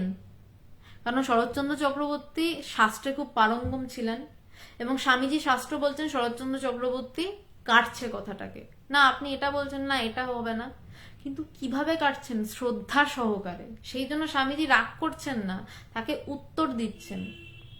এবং বেদান্ত কোনো দিনও বলে না আমি বলছি মেনে নাও, কোনো দিনও বেদান্ত এই কথা বলে না। বেদান্ত বলছে প্রশ্ন করো। ব্রহ্ম সূত্র শুরুই হচ্ছে অথাত ব্রহ্ম জিজ্ঞাসা, বলছে এইবার ব্রহ্ম জিজ্ঞাসা, ব্রহ্ম সম্পর্কে তুমি প্রশ্ন করো। শিষ্যের মনে প্রশ্ন আসছে। আমার এখনো মনে পড়ে, আমি তখন অনেক ছোট, জাস্ট কলেজে উঠেছি আর কি। ভগবান আমাকে ডেকে বললেন, শোন তুই আমাকে প্রশ্ন করবি, আমি কিছু বলছি বলে মেনে নিবি, কখনো করবি না। আমার অশেষ কৃপা, আমি এমন গুরু পেয়েছিলাম যে যিনি আমাকে প্রশ্ন করতে শিখিয়েছিলেন। আমার ভালো লেগেছিল, কারণ আমি সায়েন্সের ছাত্রী, আমি কোনোদিনই কিছু দুম করে মেনে নেওয়াতে বিশ্বাসী ছিলাম না। আমাকে বলছে তুই আমায় প্রশ্ন করবি, আমি যা বলছি মেনে নিবি না, প্রশ্ন করতে হয়। কিন্তু একটা মুশকিল, শুধু প্রশ্ন করে গেলাম তাহলেও মুশকিল, প্রশ্নটার উত্তরটা নিয়ে চিন্তা করতে হয়। চিন্তা করতে করতে তবে তবে সেই জায়গায় ডুবে যায়। নইলে শুধু দুরকম প্রশ্ন হয়, একটা হচ্ছে প্রশ্ন প্রশ্ন করার জন্য আমি প্রশ্ন করছি, আর একটা প্রশ্ন হয় আমি বুঝতে প্রশ্ন করছি। দ্বিতীয়টা শ্রদ্ধা, প্রথমটা অহংকার। আমি প্রশ্ন করছি শো করতে আমি কতটা জানি, তার উত্তরটার দিকে আমার অতটা ধ্যান নেই। তার উত্তরটা থেকে আমি খুঁজছি আবার কি প্রশ্ন করব। কিন্তু এই শরৎচন্দ্র চক্রবর্তী স্বামীজিকে প্রশ্ন করতেন জানার জন্য, বিষয়টা শ্রদ্ধার সাথে প্রশ্ন করতেন, তাই স্বামীজি উত্তর দিতেন। তার গুরু হয়ে তার কথাকে পুরো কাটতেন, স্বামীজি আবার ওই কথাটাকে তাকে বোঝাতেন। তো সেটাই বলছেন যে পূর্বের মতন ঠিক ঠিক শ্রদ্ধা আনতে হবে। শ্রদ্ধা ছাড়া আধ্যাত্মিক পথে, আবারও বলছি, কিচ্ছু হবে না। শুরুটা হচ্ছে শ্রদ্ধা, গুরুর প্রতি শিষ্যের তীব্র শ্রদ্ধা জ্ঞান লাভের চাবিকাঠি। বলছে আগাছাগুলো উপড়ে ফেলতে হবে, সকল মতে সকল পথেই দেশ ও কালাতীত সত্য পাওয়া যায় বটেই। এই দেশ কালাতীত শব্দটা একটু বলার রয়েছে। বলছেন যে কিভাবে জানা যাবে সেই দেশ কালাতীত সত্য? সেই সকল মতেই, মানে আমি যেই পথ দিয়ে যাই না কেন তাকে জানা যাবে, কিন্তু আগাছাগুলো উপড়ে ফেলতে হবে। কিছু আজে বাজে বিষয় রয়েছে, সেই বিষয়গুলোকে, এই যে দেশাচার, পূর্ব দিকে বসবো না পশ্চিম দিকে বসবো, সোজা হয়ে ধ্যান করতে বসবো, কিছুক্ষণ পর দেখলাম শিরদাঁড়ায় টনটন করছে, তখন এবার আমার ব্রহ্মচারী বিষয় হয়ে গেল, আমার শিরদাঁড়া পিঠ ব্যথা করছে, আমার তখন একটাই টার্গেট, ব্রহ্মচিন্তন আর মনে নেই, তখন আমার একটাই টার্গেট যে আমাকে শিরদাঁড়া সোজা করে বসতে হবে। এই সমস্যা আমারই হয়েছিল। আমাকে ভগবান বলেছেন দিন রাত্রি আত্মচিন্তা কর। এবার আমি জানি আমাকে বসে আত্মচিন্তা করতে হবে। এবার এদিকে বেশিক্ষণ বসতে পারছি না, পিঠে ব্যথা শুরু হচ্ছে।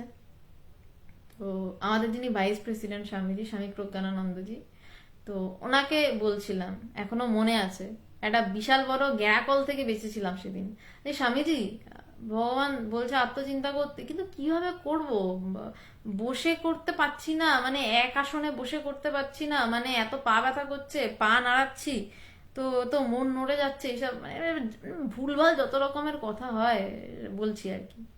স্বামীজি একটা অদ্ভুত সুন্দর লাইন বলেছিলেন, আমার দারুণ লেগেছিল, এবং বললাম তো বিশাল একটা গ্যারাকল থেকে ভগবান সেদিন স্বামীজির মাধ্যমে উদ্ধার করেছিলেন। স্বামীজি হাসতে হাসতে বলেছিলেন যে ভগবান তোকে বললো আত্মচিন্তা করতে, আর তোর এখন চিন্তা হয়ে দাঁড়িয়েছে এক আসনে বসবি না দু আসনে বসবি। বললাম আরে ঠিক তো, আমাকে তো বলছেন। তারপর স্বামীজি বলেছেন যে মনের কারচুপি এমনই, মন সবসময়, সে তো আত্মচিন্তন করলে জানে মনের সময় শেষ হয়ে এসছে, সময় ফুরাচ্ছে, সে কোনো না কোনো ভাবে অন্য একটা বিষয়কে ধরাতে চায়, এবং সেই বিষয়টাকেই বলছে আবর্জনা। আমাকে ভগবান বলছেন, আমার গুরু স্বয়ং বলছেন যে তোর একমাত্র কাজ আত্মচিন্তা করা। আর আমি বসে কি ভাবছি না, সোজা হয়ে বসে আত্মচিন্তা করবো না কিভাবে করবো, পিঠে ব্যথা করছে, আমার সাবজেক্ট বদলে গেছে। আমার নিজেকে সাবজেক্ট করার কথা ছিল, সেখানে আমি বসা আমার সাবজেক্ট হয়ে গেছে। বলছে মনের এটাই কাজ। মন যখনই দেখে সে মরতে বসছে, মন যখনই দেখে তার মরার সময় আসন্ন, তখনই সে কোনো না কোনোভাবে একটা বিষয়কে আঁকড়ে ধরে এবং বাঁচতে চায়। মন তো বাঁচে কিভাবে? কোনো একটা বিষয়কে ধরে ধরে মন বাঁচে। মন, এই আমরা সিঁড়ি দিয়ে উঠি না, এইটা ছাড়ছি এইটা ধরছি, আবার এটা ছেড়ে ওটা ধরছি, সিঁড়ি দিয়ে যখন ওঠে কোনো বৃদ্ধ মানুষ দেখবেন, মন একটা বিষয় থেকে আর একটা বিষয়, একটা বিষয় থেকে আর একটা বিষয়, এইভাবেই মন বেঁচে থাকে। বিষয় ধরে মন বাঁচে। একটু সূক্ষ্মভাবে ভেবে দেখুন, বিষয় না থাকলে মনের বাঁচার কোনো রাস্তা নেই। তো মন বেঁচে থাকতে চায়, তাই জন্য সে জানে আত্মচিন্তা করলে আমার মরণ অবশ্যম্ভাবী। কোনো না কোনো ভাবে সে চায় আপনাকে ডিস্ট্রাক্ট করে অন্য কিছু চিন্তা করাতে, অন্য কিছুকে আপনাকে ছলে বলে কৌশলে বিচার করাতে। সেই জায়গাতেই বলা হচ্ছে সৎ অসৎ বিচার, ওইখান থেকে ফিরে আসতে হয় আবার আত্মচিন্তায়। এর নামই বিচার অদ্বৈতবাদে।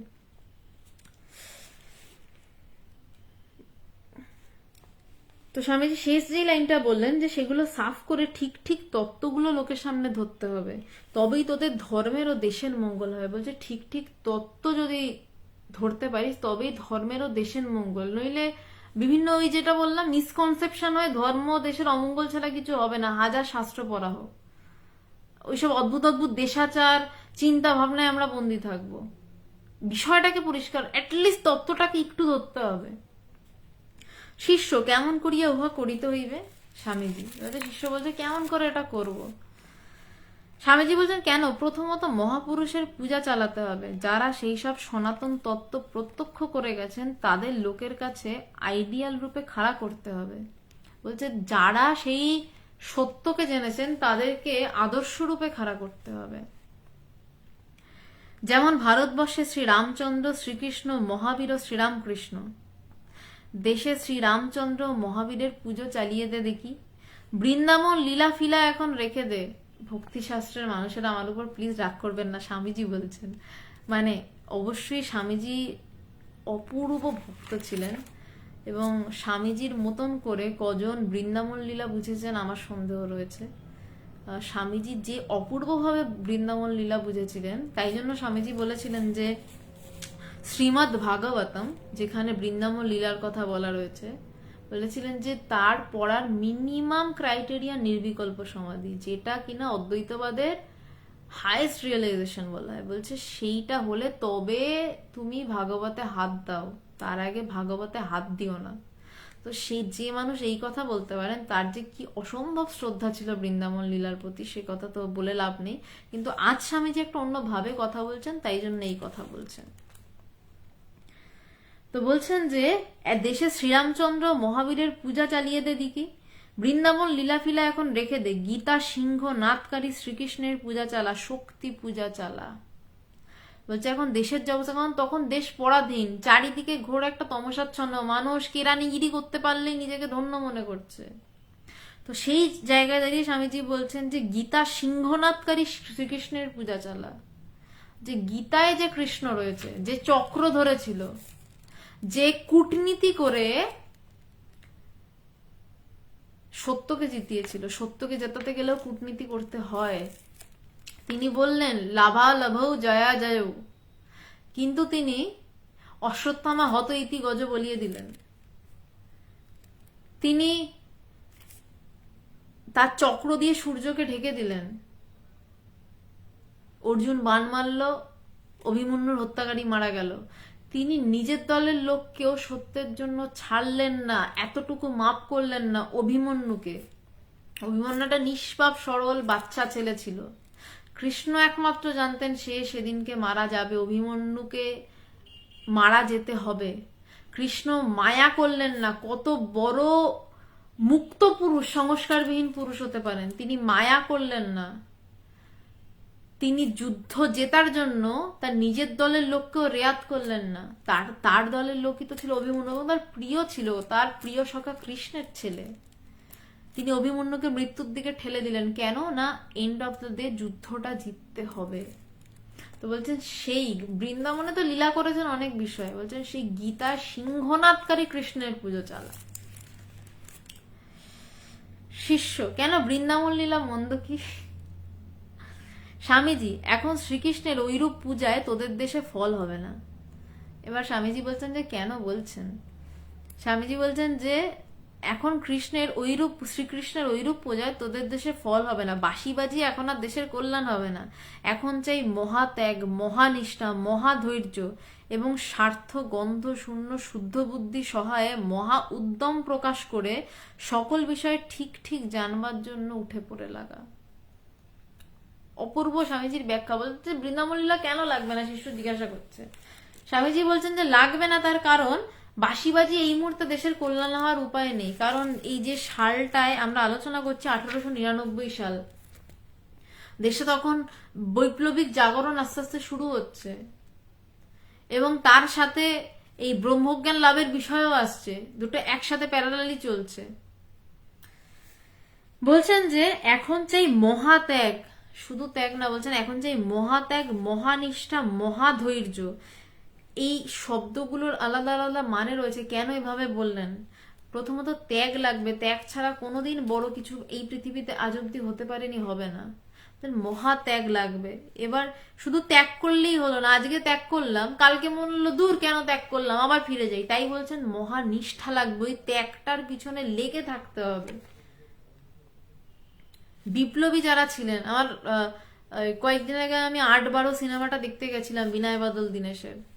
আমি দেখছিলাম ওদেরকে অপূর্ব নিষ্ঠা, ছেড়ে যাচ্ছে না, জমি ছেড়ে যাচ্ছে না। তাদের ত্যাগ তো তারা অবশ্যই করেছিলেন। আজকে আমরা বিবিধিবাগ বলি, লালবাজার চত্বর, মহাকারণ চত্বর আমাদের কাছে পরিচিত, কিন্তু তারা সেদিন কি করেছিলেন আমি সিনেমাটা তো অবাক চোখে দাঁড়িয়ে দেখছিলাম।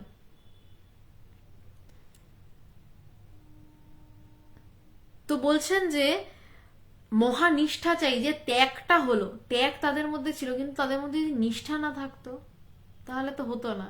বলছে সেই ত্যাগের প্রতি লেগে থাকার নাম নিষ্ঠা, যে হ্যাঁ আমি যেটা করছি আমি সেটাই করব, মাঝপথে ছেড়ে আসা নয়। বলছেন মহাধৈর্য, বলছে এরপর কি নিষ্ঠা সহকারে, নিষ্ঠা মানে কি একই কাজ রিপিটেডলি করতে হচ্ছে। রোজ আমাকে হয়তো পুজো করতে হয়, বা রোজ হয়তো আমাকে অস্ত্র চালনা শিক্ষা করতে হয়, সেনাবাহিনীকে রোজ তাদেরকে অস্ত্র চালনা শিক্ষা করতে হচ্ছে, কিন্তু তাদেরকে তার জন্য কি লাগছে না, মহা ধৈর্য লাগছে। বলছে এটা না হলে হবে না, শুধু ত্যাগ করলে হবে না, তার সাথে নিষ্ঠা চাই ওই ত্যাগকে ধরে রাখার জন্য, এবং নিষ্ঠাকে ধরে রাখার জন্য ধৈর্য চাই। বলছে এই তিনটে লাগবে, এবং স্বার্থ গন্ধ শূন্য শুদ্ধ বুদ্ধি সহায়ে মহা উদ্যম প্রকাশ করে সকল বিষয়ে ঠিক ঠিক জানবার জন্য উঠে পড়ে লাগা। এবার কেমন করতে হবে? বলছেন যে স্বার্থ গন্ধ শূন্য, যে আমার মানে স্বার্থ গন্ধ শূন্য হলে হবে না, মানে স্বার্থ গন্ধ শূন্য না হলে ব্যাপারটা হবে না, মানে আমার স্বার্থে আমি কিছু করছি এটা হলে হবে না।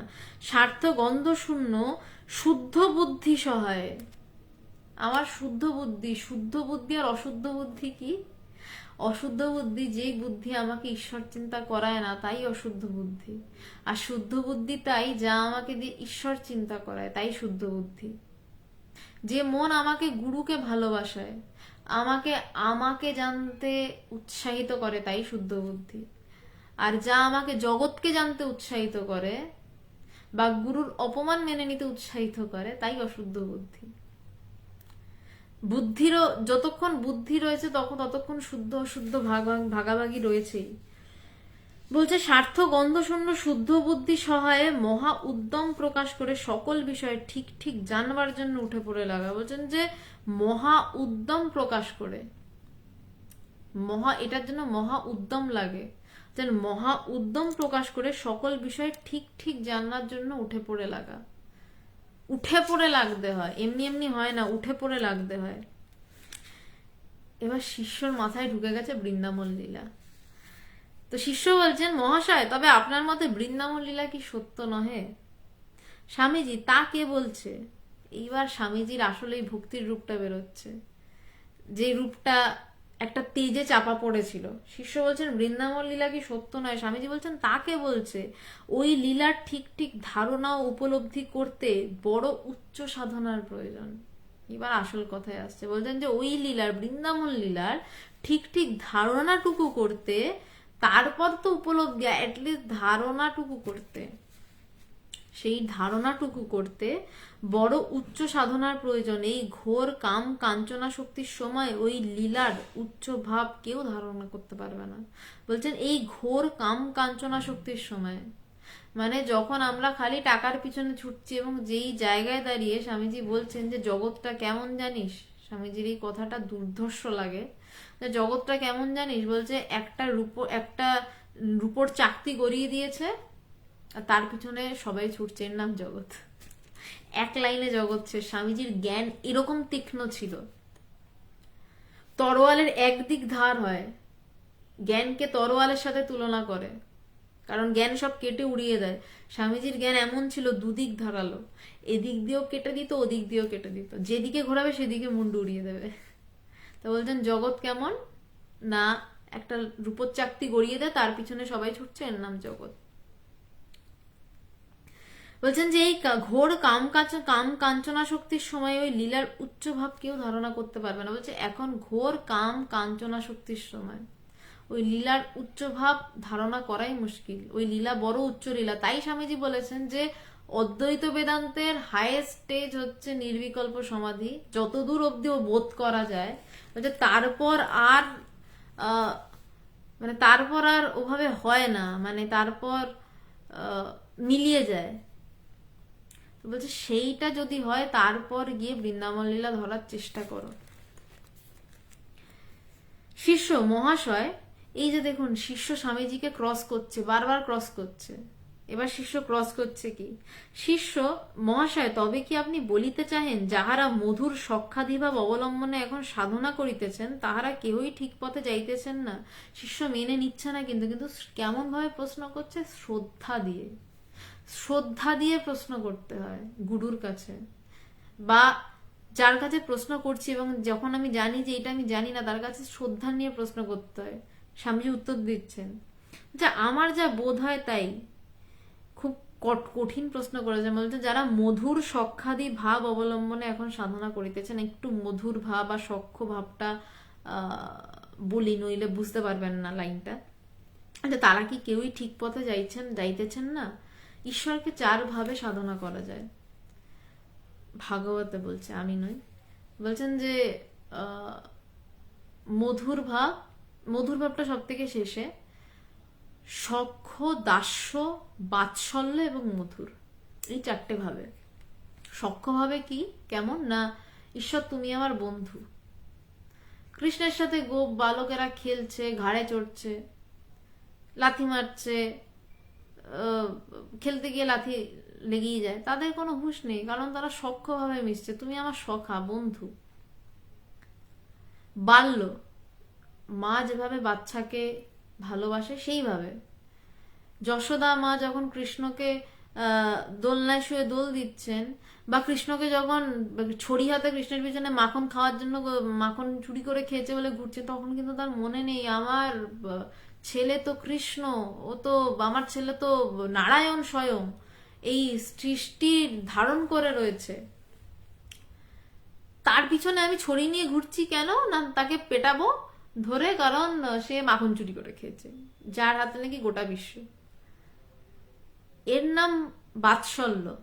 ঈশ্বরকে এমন ভাবে ভালোবাসা যায়, একদম বাচ্চাদের মতন, যে আমার বাচ্চা, তা আমার আর অন্য ভাবই আসবে না মনে, সে বিশাল বিরাট আসবেই না। এগুলো বড় অপূর্ব ভাব ভক্তির। এবার বলছে দাস্য, তুমি প্রভু আমি তোমার দাস, তুমি যা বলবে আমি তাই করব।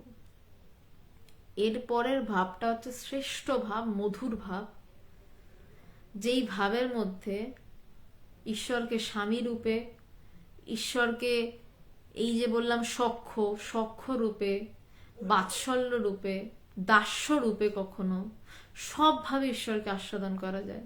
মধুর ভাবকে শ্রেষ্ঠ ভাব বলা হয়, কারণ মধুর ভাবের মধ্যে সব ভাব লুকিয়ে রয়েছে।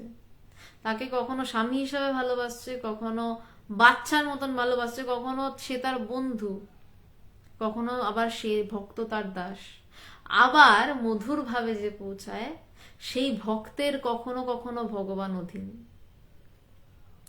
ভগবান ভক্তের অধীন কখনো কখনো। বলছেন যে এইভাবে মধুর সক্কাদি ভাব অবলম্বনে যারা সাধনা করছেন তারা কি কেউই ঠিক পথে যাচ্ছেন না? স্বামীজি বলছেন আমার যা বোধ হয় তাই, স্বামীজি বলছেন আমার মনে হয় কেউই ঠিক পথে যাচ্ছেন না। বিশেষত আবার যারা মধুর ভাবের সাধক বলে পরিচয় দেয় তারা, কারণ মধুর ভাবটা সব থেকে কঠিন ভাব, যেটা ব্যাখ্যা করলাম, একটু চিন্তা করবেন, ভয়ঙ্কর কিন্তু, মানে এই ভাব ধরে রাখা বড় কঠিন। তাই স্বামীজি বলছেন যে মধুর ভাবের সাধক বলে যারা পরিচয় দেয় তারা তারা তবে দুই একটি ঠিক ঠিক লোক থাকলেও থাকতে পারে। বলতে দুই একটা লোক, বলতে বিশেষ করে যারা মধুর ভাবের পরিচয় দেয় তারা জালি, মানে একদম চলতি বাংলা ব্যবহার করলাম, স্বামীজি এটাই বললেন। তারা কেউই ঠিক পথে যাচ্ছেন না, বিশেষ করে যারা একটা দুটো ঠিকঠাক লোক থাকলেও থাকতে পারে, বাকি সব জানবি ঘোর তমোভাবাপন্ন, ফুল অফ মরবিডিটি। তাই বলছি দেশটাকে এখন তুলতে হলে মহাবীরের পূজা চালাতে হবে, শক্তি পূজা চালাতে হবে, শ্রী রামচন্দ্রের পূজা ঘরে ঘরে করতে হবে, তবে তোদেরও দেশের কল্যাণ, নতুবা উপায় নাই। বলছেন দেশটাকে এখন তুলতে হলে এইসব ভালোবাসা টালোবাসা নিয়ে কান্নাকাটি করলে হবে না, এখন মহাবীরের পুজো চালাতে হবে। যে জয় শ্রীরাম বলে, মানে আমাকে অন্য কিছু ভাববেন না, এই শব্দটাই এখন একটা অদ্ভুত সমার্থক শব্দে চলে গেছে। যাই হোক, যিনি জয় শ্রীরাম বলে একটা গোটা সমুদ্র পার করে দিলেন এক লাফে, যে জয় শ্রীরাম বলে লঙ্কায় আগুন ধরিয়ে দিল, বলছে সেই মহাবীরের পুজো চালাতে হবে, এখন শক্তি পুজো চালাতে হবে, শ্রী রামচন্দ্রের পূজা ঘরে ঘরে করতে হবে, তবে তোদেরও দেশের কল্যাণ, নয়তো উপায় নেই। শিষ্য কিন্তু মহাশয় শুনিয়াছি ঠাকুর শ্রীরামকৃষ্ণদেব তো সকলকে লইয়া সংকীর্তনে বিশেষ আনন্দ করিতেন।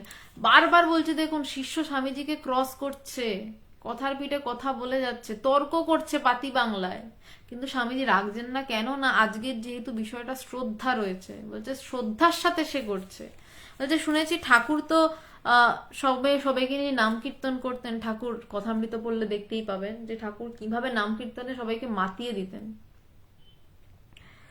স্বামীজি তার কথা স্বতন্ত্র, তার সঙ্গে জীবের তুলনা হয়? তিনি সব মতে সাধন করে দেখিয়েছেন, সকলগুলিকেই এক তত্ত্বে পৌঁছে দিয়েছেন। তিনি যা করেছেন তা কি তুই আমি করতে পারবো? তিনি যে কে ও কত বড় তা আমরা কেউই এখনো বুঝতে পারিনি। এই জন্যই আমি তার কথা যেখানে সেখানে বলি না। তিনি যে কে ছিলেন তা তিনিই জানতেন। তার দেহটাই কেবল মানুষের মতন ছিল, কিন্তু চাল চলনে সব স্বতন্ত্র অমানসিক ছিলেন। এই হচ্ছে স্বামীজির ঠাকুর সম্পর্কে আসল বোধ। আসল হচ্ছে এই হচ্ছে স্বামীজির ঠাকুর সম্পর্কে কোনো আসল বোধ। অন্য জায়গায় অনেক বড় বড় কথা বলেছেন, কিন্তু এই ভক্ত বেরিয়ে এসছে এবারে। এতক্ষণ অনেক জ্ঞানের কথা বলেছেন, এইবার ভক্ত বেরিয়ে এসছে। বলছেন যে তিনি তার কথা স্বতন্ত্র, তার সাথে কি জীবের তুলনা। এবার তারপর যে কথাগুলো বলছেন যে তিনি যেও কত বড় তা আমরা এখনো বুঝতে পারিনি, এজন্যই তার কথা আমি যেখানে সেখানে বলি না। এই লাইনটাতেই স্বামীজির ভয়ঙ্কর প্রেম বেরিয়ে এসছে। বলছে যে আমি তাকে বুঝতেই পারি না, স্বামীজির মতন আধার বলছেন, এই জন্য তার কথা আমি যেখানে সেখানে বলি না। তিনি যে কি ছিলেন তা তিনিই জানতেন। বলতে তিনি কি ছিলেন তা তিনিই জানতেন, কারণ এক অবতারকে আরেক অবতারই বুঝতে পারে না, অন্য কেউ বুঝতে পারে না। কিছুটা বোঝা যায় অনেক সাধ্য সাধনায়, তার কৃপায় কিছুটা বোঝা যায়, তাছাড়া বোঝা যায় না। আবিরাব্র ভট্টাচার্য, একটু সকাল সকাল শুরু করলে ভালো হয়। আসলে আজকে অনেকটা দেরি হয়ে গেল, সরি। 10টা 2 আর কিছুটাই বাকি রয়েছে। 8:30টার আগে শুরু করা না আমার পক্ষে একেবারে অসম্ভব, মানে আমার সব শেষ করে নইলে আমার পক্ষে অসম্ভব হয়ে যায়। অন্যদিন এতটা দেরি হয় না, শেষ হয়ে যায়। আজকে একটু বড় আছে, আর একটুই রয়েছে। যদি আপনার মানে একটু ধৈর্য ধরুন, বা একটু যদি একটু দেরি হচ্ছে, নয়তো আপনি পরে শুনে নেবেন। আজকে সত্যি দেরি হচ্ছে, ক্ষমা চাইছি আমি।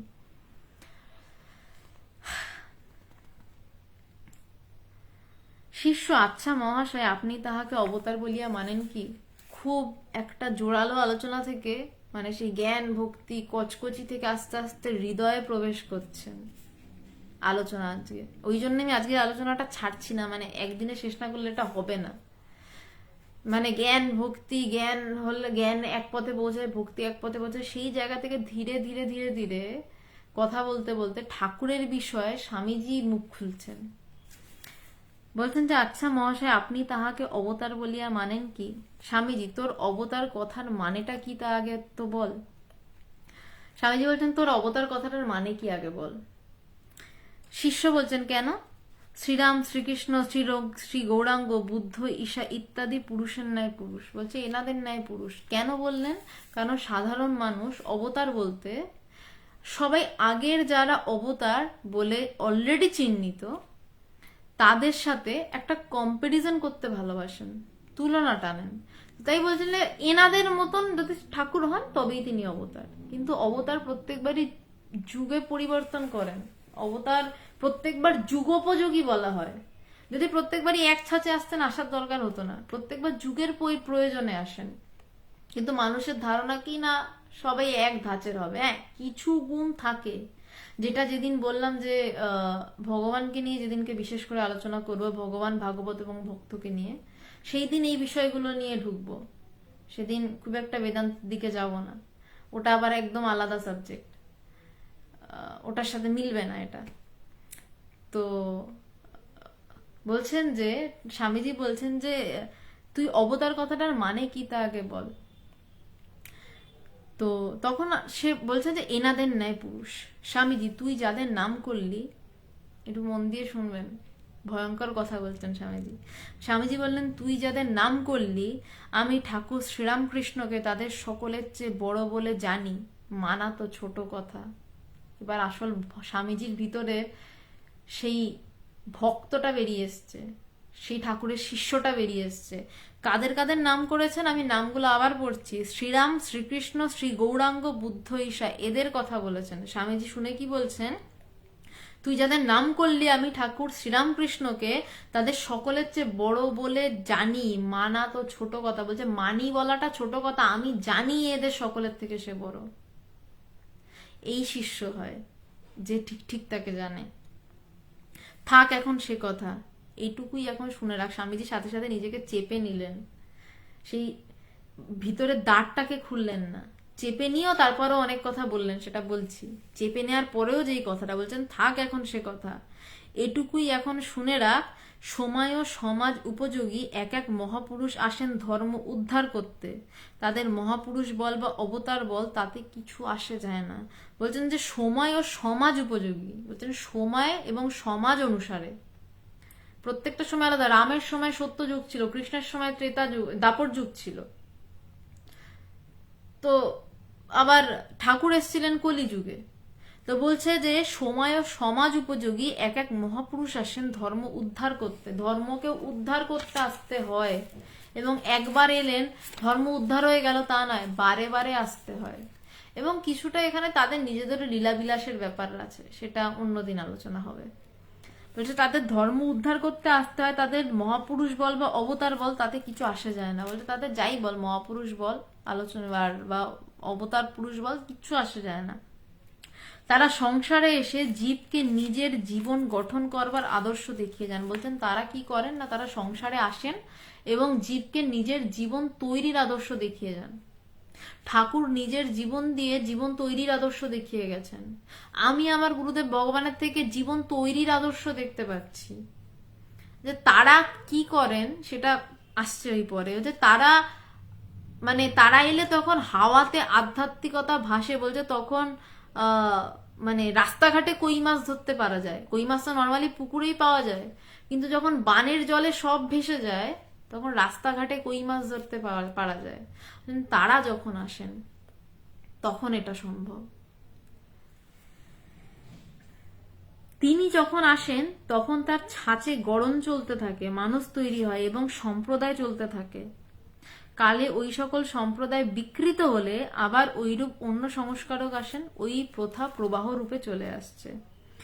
বলছেন যে তারা সংসারে এসে নিজের জীবন গঠন করাবার আদর্শ তো দেখিয়ে যান। তিনি যখন আসেন তখন তার ছাঁচে গড়ন চলতে থাকে। বলছে তিনি তখন যেমন ভাবে এলেন তার ছাঁচে এক ধরনের চলতে থাকলো, তখন সেই ছাঁচে এক ধরনের মানুষ তৈরি হলো এবং এক ধরনের সম্প্রদায় তৈরি হলো। কিন্তু কালে কি হচ্ছে, যেমন বুদ্ধদেবের বিষয় দেখুন, বুদ্ধদেবের তো একটা মহান আদর্শ ছিল, তার ছাঁচে এক সম্প্রদায় তৈরি হলো, কিন্তু কালে সেখানে তন্ত্র টন্ত্র ঢুকে এমন হাল হলো, সেই বুদ্ধ ধর্ম এত সুন্দর যে ধর্ম, যেখানে বুদ্ধদেবের এত প্রেম, একটা মানে ছাগলের বাচ্চাকে বলি দিতে যাচ্ছে, সেই ছাগলের বাচ্চাকে বাঁচাতে গিয়ে বুদ্ধদেব বলছে যে তুমি কেন বলি দিচ্ছ? তো সে উত্তরে বলছে বলি দিলে পুণ্য হবে। তখন বুদ্ধদেব বলছে তাহলে তুমি ছাগলটাকে ছেড়ে দাও, আমি তো অনেক বড় সড়ো দেখতে, আমাকে বলি দিলে তোমার আরো বেশি পুণ্য হবে। তখন সে পায়ে পড়ে গেছে যে এ কি প্রেম, যে একটা ছাগলের বাচ্চার জন্য নিজের গলা দিতে যাচ্ছে। সেই প্রেমের একটা ধর্ম, তার অনুসারীরা একটা সময় এমন হলো যে তন্ত্রাচারে একদম দেশে মানে সব ছেয়ে গেল, মানে বিভিন্ন নোংরামিতে দেশ ছেয়ে গেল। সেটাকে উদ্ধার করতে আসতে হলো আদি শঙ্করাচার্যকে, যাকে শিবাবতার বলা হচ্ছে। তিনি এই বৌদ্ধ ধর্মের আগ্রাসন থেকে হিন্দু ধর্মকে রক্ষা করলেন, আমার মানে হিন্দু ধর্ম না, সনাতন ধর্মকে রক্ষা করলেন। এই বেদান্ত আমরা পড়তে পাচ্ছি, এই যে বসে কথা হচ্ছে, একটা ইন্টারাকশন হচ্ছে, তার জন্য কিন্তু মানে তিনি দায়ী, আদি শঙ্করাচার্য দায়ী। তিনি যদি সেই সময় এসে ধর্মকে রক্ষা না করতেন, আজ এই কথা বলার জায়গাতেই আমরা থাকতাম না। এবার শিষ্য আসল তীরটা ছেড়েছে। শিষ্য বলছেন মহাশয়, তবে আপনি ঠাকুরকে অবতার বলে ঘোষণা করেন না কেন? আপনার তো শক্তি বাগ্মিতা যথেষ্ট রয়েছে। শিষ্য বুঝে গেছে স্বামীজি ঠাকুরকে কি বলেন, যেখানে শ্রীরাম, শ্রীকৃষ্ণ, শ্রী গৌরাঙ্গ, বুদ্ধ, ঈশা এদের থেকে বড় বলে মানি, জানি বলে বলছে, তখন শিষ্য বলছে আপনি তাহলে অবতার বলে বলছেন না কেন? বলছেন না কেন যে ঠাকুর অবতার ছিলেন? বলছে আপনার তো শক্তিও আছে, বাগ্মিতাও রয়েছেন, আপনি শাস্ত্র দিয়ে সবকিছু দিয়ে প্রমাণ করে দিতে পারবেন তিনি অবতার, বলছেন না কেন? স্বামীজি বলছেন তার কারণ, এই লাস্ট প্যারাটা ভীষণ সুন্দর। আমি একটা কারণে আজকে মানে এত লম্বা টানছি, কারণ শুধু এটা নিয়ে আলোচনা করলে ঠিক এসেন্সটা পেতেন না। মানে ভীষণ একটা কঠিন একটা মানুষকে আপনারা এতক্ষণ ধরে দেখছিলেন, স্বামীজি অদ্বৈতবাদ, বেদান্ত, আমি, অহং এসব নিয়ে আলোচনা করতে করতে একটা ভক্ত বেরিয়ে গেল। এই জন্য আজকে আলোচনাটা একটু লম্বা হচ্ছে, আর একটা প্যারাগ্রাফই জাস্ট রয়েছে। স্বামীজি বলছেন তার কারণ আমি তাকে অল্পই বুঝেছি। তাকে অত বড় মনে হয় যে তার সম্বন্ধে কিছু বলতে গেলে আমার ভয় হয় পাছে সত্যের অপলাপ হয়, পাছে আমার এই অল্প শক্তিতে না কুলোয়, বড় করতে গিয়ে তার ছবি আমার ঢঙে এঁকে তাকে পাছে ছোট করে ফেলি। স্বামীজিকে অপূর্বভাবে বললেন, বলছেন আপনি অবতার বলে বলছেন না কারণ আপনি তো পারেন। বলছেন যে যে তাকে আমি অল্পই বুঝেছি, তাকে আমার এত বড় মনে হয় যে তার সম্বন্ধে কিছু বলতে গেলে আমার ভয় হয় যে পাছে আমি মিথ্যা বলে ফেলি, আমি তাকে আমার বুদ্ধির ছাঁচে এঁকে ছোট করে ফেলি। মানে ভাবুন স্বামীজি ঠাকুরকে কি ভয়ঙ্কর ভাবে বুঝেছিলেন। এই কথাগুলো তার প্রমাণ, খুব ভিতরের কথা, খুব মানে খুব ডেলিকেট কথা বলছেন আজকে স্বামীজি। খুব কঠিন একটা হয় কথা বলতে বলতে এই জায়গাটা এসে দাঁড়িয়েছে। বলছে বড় করতে গিয়ে তার ছবি আমার ঢঙে এঁকে তাকে পাছে ছোট করে ফেলি। বলছে যে বাই দি চান্স আমি তাকে বড় করতে গিয়ে আমার ঢঙে এঁকে তাকে ছোট করে ফেললাম, তাকে তাকে পারলাম না বোঝাতে, তাই ভয় বলি না। শিষ্য কিন্তু আজকাল অনেকে তো তাকে অবতার বলিয়া প্রচার করিতেছে, এই একটা সমস্যা, যে অনেকে প্রচার করছে। এবার স্বামীজি কি বলছেন? স্বামীজি বলছেন তা করুক, যে যেমন বুঝেছে সে তেমন করছে, তোর ঐরূপ বিশ্বাস হয়তো তুইও কর। স্বামীজি মুখ দিয়ে বলছেন না, কিন্তু স্বামীজি তাকে কি বলে বুঝেছেন সে তো বুঝতেই পারছেন, অবতারের থেকেও বেশি কিছু। শিষ্য ঠিক ঠিক শিষ্য তার গুরুকে এভাবেই বোঝে। বলছেন যে যে তা করুক, যে যেমন বুঝেছে সে তেমন করছে, তোর যদি ইচ্ছা হয় তুই কর। শিষ্য আমি আপনাকেই সম্যক বুঝিতে পারি না, তা আবার ঠাকুরকে, মনে হয় আপনার কৃপা করুণা পাইলেই আমি এ জন্মে ধন্য হইব। শিষ্য বলছেন আমি আপনাকেই সম্যক বুঝি না, মানে আপনাকেই পুরোভাবে বুঝতে পারি না, তো আবার ঠাকুরকে, যেখানে স্বামীজি বলছেন ঠাকুরকে আমি বুঝি না, মনে হয় আপনার কৃপা করুণা পাইলেই আমি এ জন্মে ধন্য হইব। এর নাম শ্রদ্ধা। এত কথা কাটাকাটি করলো, এত কিছু বললো, শেষে কি বলছে? যে মনে হয় আপনার কৃপা করুণা পেলেই আমার এ জন্মে আমি ধন্য লাভ করব। এই জন্যই সে এত কথা কাটাকাটি করতে পারে তার গুরুর সাথে। সে শ্রদ্ধা দিয়ে কথা কাটাকাটি করে, জানার জন্য কথা কাটাকাটি করে, অহংকার বোঝাতে নয়। অদ্য এইখানেই কথার পরিসমাপ্তি হইল, শিষ্য স্বামীজির পদধূলি লইয়া গৃহে প্রত্যাগমন করিল। বলছেন এখানেই এবার কথার পরিসমাপ্তি হইল এবং শিষ্য স্বামীজির পদধূলি নিয়ে প্রণাম করে গৃহে প্রত্যাগমন করিল।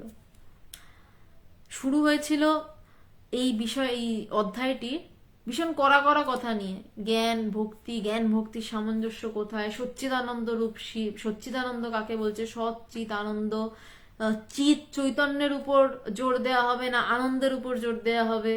তারপর আজকের আলোচনায় ধীরে ধীরে ঢোকা হলো ভক্তি কি, জ্ঞান কি, বেদান্তের কড়া কড়া কথা থেকে গীতার সিংহনাদকারী কৃষ্ণকে যাই, সেখান থেকে বেরিয়ে হলো কোন স্বামীজি না, যে বলছে যে শ্রীরামকৃষ্ণ দেবকে আমি সকলের থেকে বড় বলে জানিও মানি, তার সম্পর্কে কিছু বলতে পারি না, ভয় হয় যদি তাকে ছোট করে ফেলি। এই ভক্তটি বেরিয়ে এলো। এই জন্যই আজকে আলোচনাটি এত দীর্ঘ হলো, অনেক রাত হয়ে গেছে। আচ্ছা, যদি কারোর কোনো প্রশ্ন থাকে এবার করতে পারেন, যদিও অনেক রাত হয়ে গেছে তারপরেও যদি কারোর প্রশ্ন থাকে করতে পারেন।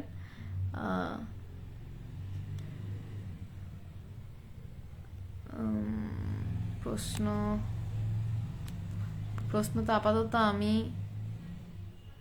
সায়ন মুখার্জি, যারা চারবাগ নীতি পড়েছে, চারুবাগ বলে কোনো নীতি আমি জানি না, আপনি যথাসম্ভব বলতে চেয়েছেন চারবাগ নীতি। যারা বলছেন যেভাবে পারো ফুর্তি করে নাও আর ঋণ করে হলেও ঘি খেয়ে নাও, তাই তো, ঋণাঙ্কৃতা ঘৃতাং পিবেত, তাই তো, এই নীতির কথাই তো আপনি বলছেন। তারা মানে না, অসুবিধা কি আছে, না মানলে না মানুক, অসম্মান করতে বারণ করা হয়েছে। আপনি কাউকে অযথা অসম্মান করতে পারেন না, আপনাকে মানতে হবে না। যারা বলছেন যে মানে লাইনটার প্রথম লাইনটা ভুলে গেছি, যাবৎ ইয়াবৎ জীবৎ সুখাং জীবেত ঋণাং কৃত্যা ঘৃতাং পিবেত, বলতে যতদিন বাঁচবো সুখে বাঁচবো, দরকার হলে ঋণ করে হলেও ঘি খেয়ে যাব। তো যাদের এই মনোভাব, থাক না, ক্ষতি কি, এই মনোভাব যেদিন শেষ হবে সেদিন সে না আধ্যাত্মিকতা শুরু করবে। কিন্তু তার আগে হ্যাঁ একটা জিনিস, সে ঋণ করে ঘি খাক তাতে আপত্তি নেই, কিন্তু সে যদি অযথা কাউকে অপমান করে, সে যদি ঠাকুরকে অপমান করতো, স্বামীজি তাকে ছাড়তেন না। নাগমহাশয়ের মতন শান্ত লোক খরমপেটা করেছিলেন, তো স্বামীজি কোন ছাড়, যে বলছে যে যাকে আমি শ্রীকৃষ্ণ শ্রীরামচন্দ্র তার থেকেও বড় বলে জানি।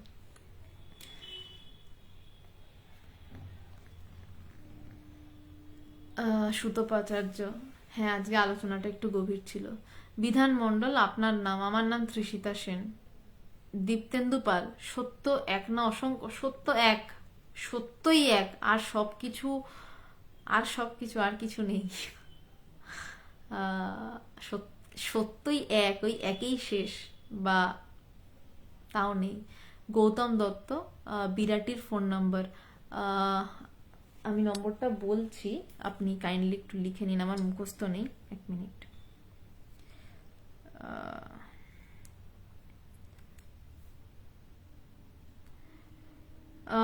যারা নম্বর চাইছেন তাদেরকে আমি নম্বরটা বলছি, কাইন্ডলি লিখে নিন। 8902839837। বিকেলবেলা 4টে থেকে 7টার মধ্যে বা 7:30 8টার মধ্যে ফোন করবেন। যদি ফোনে না পান তাহলে দয়া করে হোয়াটসঅ্যাপে একটা টেক্সট করে দেবেন, টেক্সটের উত্তর দেওয়া হবে বা পরে কল ব্যাকও করে নেওয়া হবে, কারণ সবসময় ফোন এতটা ফোন আসতে থাকছে আজকাল, সবসময় রিসিভ করে উঠতে পারা যাচ্ছে না, পরে সময় সুযোগ মতন সবাইকে কল ব্যাক করা হচ্ছে। তো নম্বরটা আমি আরেকবার বলছি, 8902839837। আপনারা এই নম্বরটায় যোগাযোগ করবেন, এবং এই নম্বরটায় হোয়াটসঅ্যাপ নম্বরও আছে, যদি চান হোয়াটসঅ্যাপ করে দেবেন, পরে অবশ্যই যোগাযোগ করে নেওয়া হবে যদি না ফোনে পান। রাম দরবার, আধ্যাত্মিক পথে আমিষ নিরামিষ খাবারের কোনো ভূমিকা আছে? কি বলি বলুন তো, অনেকে বলে আছে, অনেকে বলে নেই। আমি আমার কথা বলি, বলে যে খাদ্যগুণ রয়েছে, গীতাতেও বলছে দ্রব্যগুণ রয়েছে, কিন্তু আমি আমার কথা যদি বলি, ফল খেয়েও অনেককে আজে বাজে চিন্তা করতে দেখেছি, আবার মাংস খেতে খেতেও কাউকে আমি ব্রহ্মচিন্তন করতে দেখেছি। তো আসল বিষয় হলো আপনার মন কি ব্রহ্ম চিন্তা করছে, না আপনার মন বিষয় চিন্তা করছে। আপনি খাচ্ছেন হয়তো তরমুজ, আর চিন্তা হচ্ছে হয়তো শুয়োরের মাংসের, তরমুজ লাল, শুয়োরের মাংস লাল। তো এটা হলে হবে না। আপনি তরমুজ খান কি শুয়োরের মাংস খান, যেটাই খান, খেতে খেতে যেন আপনার এই চিন্তাটা থাকে, আমার এখনো ব্রহ্মজ্ঞান হলো না, আমি কবে লাভ করব তাকে। ব্রহ্ম কি কেউ আজ অব্দি বলতে পারেনি, আমিও পারবো না। সুদীপ চক্রবর্তী নমস্কার, আজ একটু দেরি করে ফেলেছি। না কোনো ব্যাপার না, না শুনলেও কোনো ব্যাপার না। তপন চক্রবর্তী, ব্রহ্ম কি আজ অব্দি কেউ বলতে পারেনি, সবাই বোঝানোর চেষ্টা করে গেছে, আমিও এতক্ষণ ধরে বোঝানোর চেষ্টা করে গেলাম। শুনে নেবেন, আমার প্রায় প্রত্যেকটা ভিডিও এই ব্রহ্ম কি এটা বোঝানোর চেষ্টাতেই থাকে, এবং পৃথিবীর সমস্ত শাস্ত্র ব্রহ্ম কি এইটা বোঝানোর চেষ্টাতেই থাকে। সংকলন বিশ্বাস নমস্কার। লালাজিৎ হালদার, আচ্ছা বিবাহ ব্যাপারটা ব্রহ্মজ্ঞান লাভের ক্ষেত্রে কোনো বাধা? না না, কোনো বাধা না। বিবাহের সাথে ব্রহ্মজ্ঞানের কোনো সম্পর্কই নেই। আপনি ব্রহ্মজ্ঞান লাভ করতে কতটা চান, এই যে বলছেন যে মহাত্যাগ, স্বামীজি আজকে বলছিলেন যে মহাত্যাগ, মহানিষ্ঠা, মহাধৈর্য, এই তিনটে জিনিস যদি থাকে, যে ব্রহ্মজ্ঞান লাভের জন্য ত্যাগ করতে হবে। আপনার বউকে ত্যাগ করতে বলছি না, বা আপনার স্বামীকে ত্যাগ করতে বলা নয়, সংসার ত্যাগ নয়, ভিতর থেকে সব বিষয় ত্যাগ, যে আমি তাকে জানবো কেবল, বাকি সব আমি করছি কিন্তু তার সাথে আমার কোনো যুক্ত নেই, আমি যোগ নেই তার সাথে। বলছে এটা মহাত্যাগ। এবং তারপর কি না, কেউ কিছুদিন করেই ছেড়ে দেয়, ও হচ্ছে না, সহজে তো হয় না, চট করে হওয়ার বিষয় নয় ব্রহ্মজ্ঞান, একটু সময় লাগে, পড়ে থাকতে হয়। তা বলছে মহাত্যাগ, মহানিষ্ঠা, মহানিষ্ঠার সাথে তাকে চাইতে হয়, তার সাথে বিয়ের সম্পর্ক নেই। বলছে এরপর চাই কি না মহাধৈর্য, বলছে ভীষণ ধৈর্যের সাথে লেগে থাকতে হয়, যতক্ষণ না হচ্ছে আমি ছাড়বো না, যতক্ষণ না আমি তাকে বোধ করতে পারছি আমি ছাড়বো না। তার এই তিনটের কিছুর সাথেই বিয়ের কোনো সম্পর্ক নেই। তো ব্রহ্মজ্ঞান লাভের বিয়ে কোনোভাবেই বাধা হতে পারে না, যদি আপনি ব্রহ্মজ্ঞান লাভ করতে চান। ভগবান তো ব্রহ্মজ্ঞান লাভ করেছিলেন তার বিয়ের পরেই, তার বাচ্চা হয়ে যাওয়ার পরে তিনি আধ্যাত্মিক জগতে ঢুকেছিলেন। দেবযানীদি হওয়া জন্মানোর পরে তিনি আধ্যাত্মিক জগতে প্রবেশ করেছিলেন, তার ক্ষেত্রে তো বাধা হয়নি। এবং ভগবান ইন্টারন্যাশনাল বেদান্ত সোসাইটি তৈরি করেছেন, কোনো আশ্রম বা মিশন মঠ তৈরি করেননি, সোসাইটি বলেছিলেন। তার কারণ যাতে এখানে গৃহীরা এবং সন্ন্যাসীরা একসাথে পথ চলতে পারে। আমি গৃহীদের মধ্যেও দেখেছি যারা ব্রহ্মজ্ঞানী। বিবাহ ব্রহ্মজ্ঞানের পথে বাধা নয় যদি চান। আবারও বলছি, যদি আপনি চান তবে বাধা নয়, না চাইলে অনেক কিছু বাধা, তখন অনেক বাধা আপনি নিজেই তৈরি করবেন, এই বাধা ওই বাধা সেই বাধা, চাইলে কোনো বাধা নয়। গৌতম দত্ত ওয়েলকাম।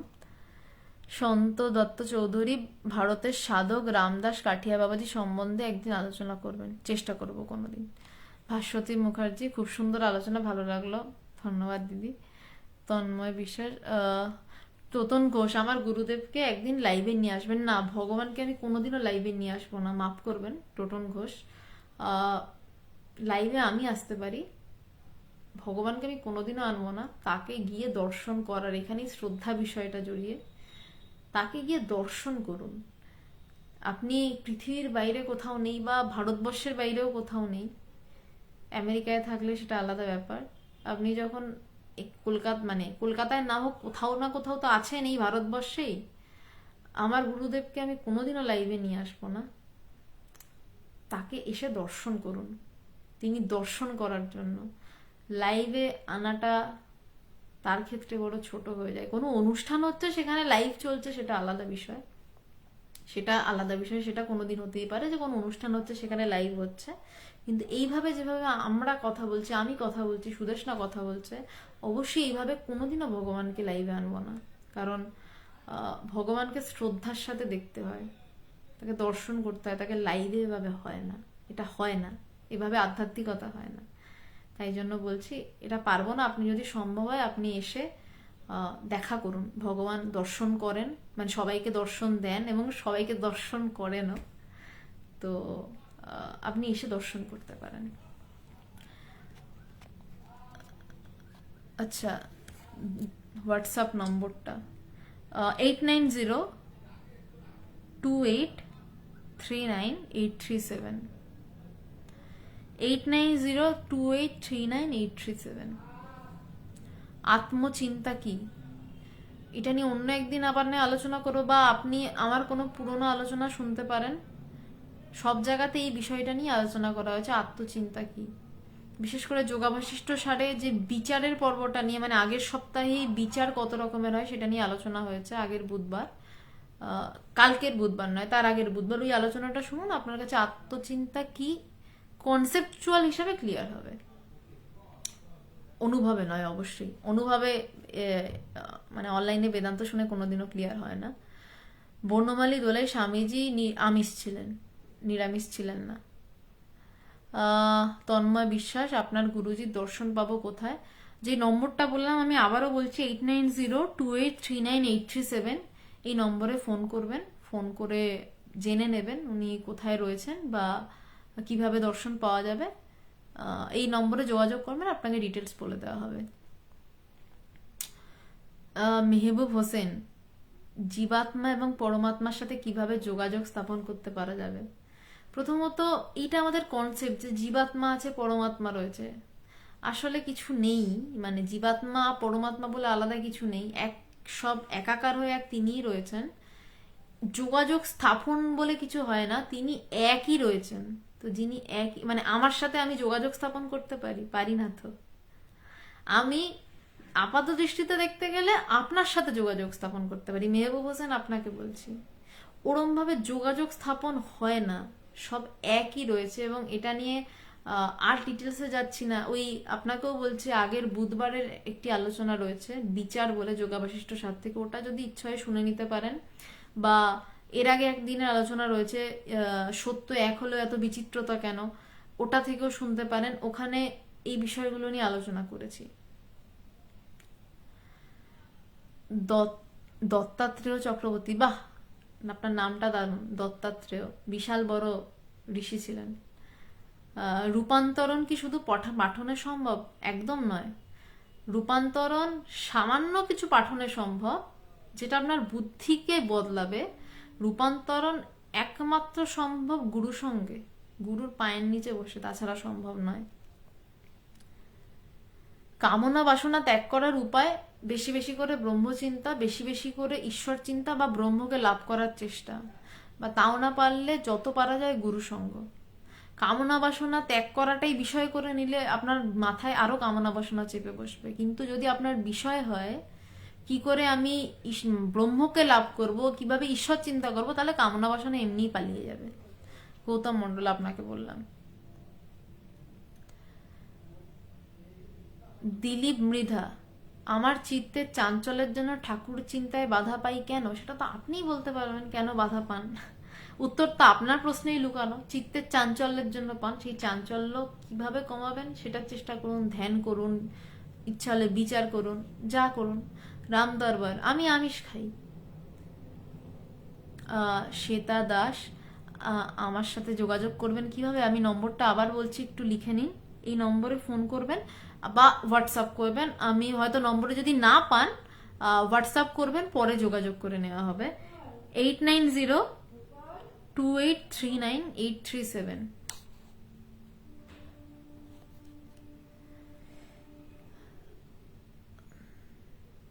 বেদান্ত নিয়ে কি আগে আলোচনা হয়েছে? একটু ক্লিয়ার আইডিয়া পেতে চাই। গত 1 বছর ধরে বেদান্ত নিয়ে আলোচনা হয়ে চলেছে, এবং প্রত্যেক বুধবার করে যোগাবশিষ্ট সার নিয়ে আলোচনা হচ্ছে। আপনি পুরোনো আলোচনাগুলো একটু ঘেটে দেখবেন,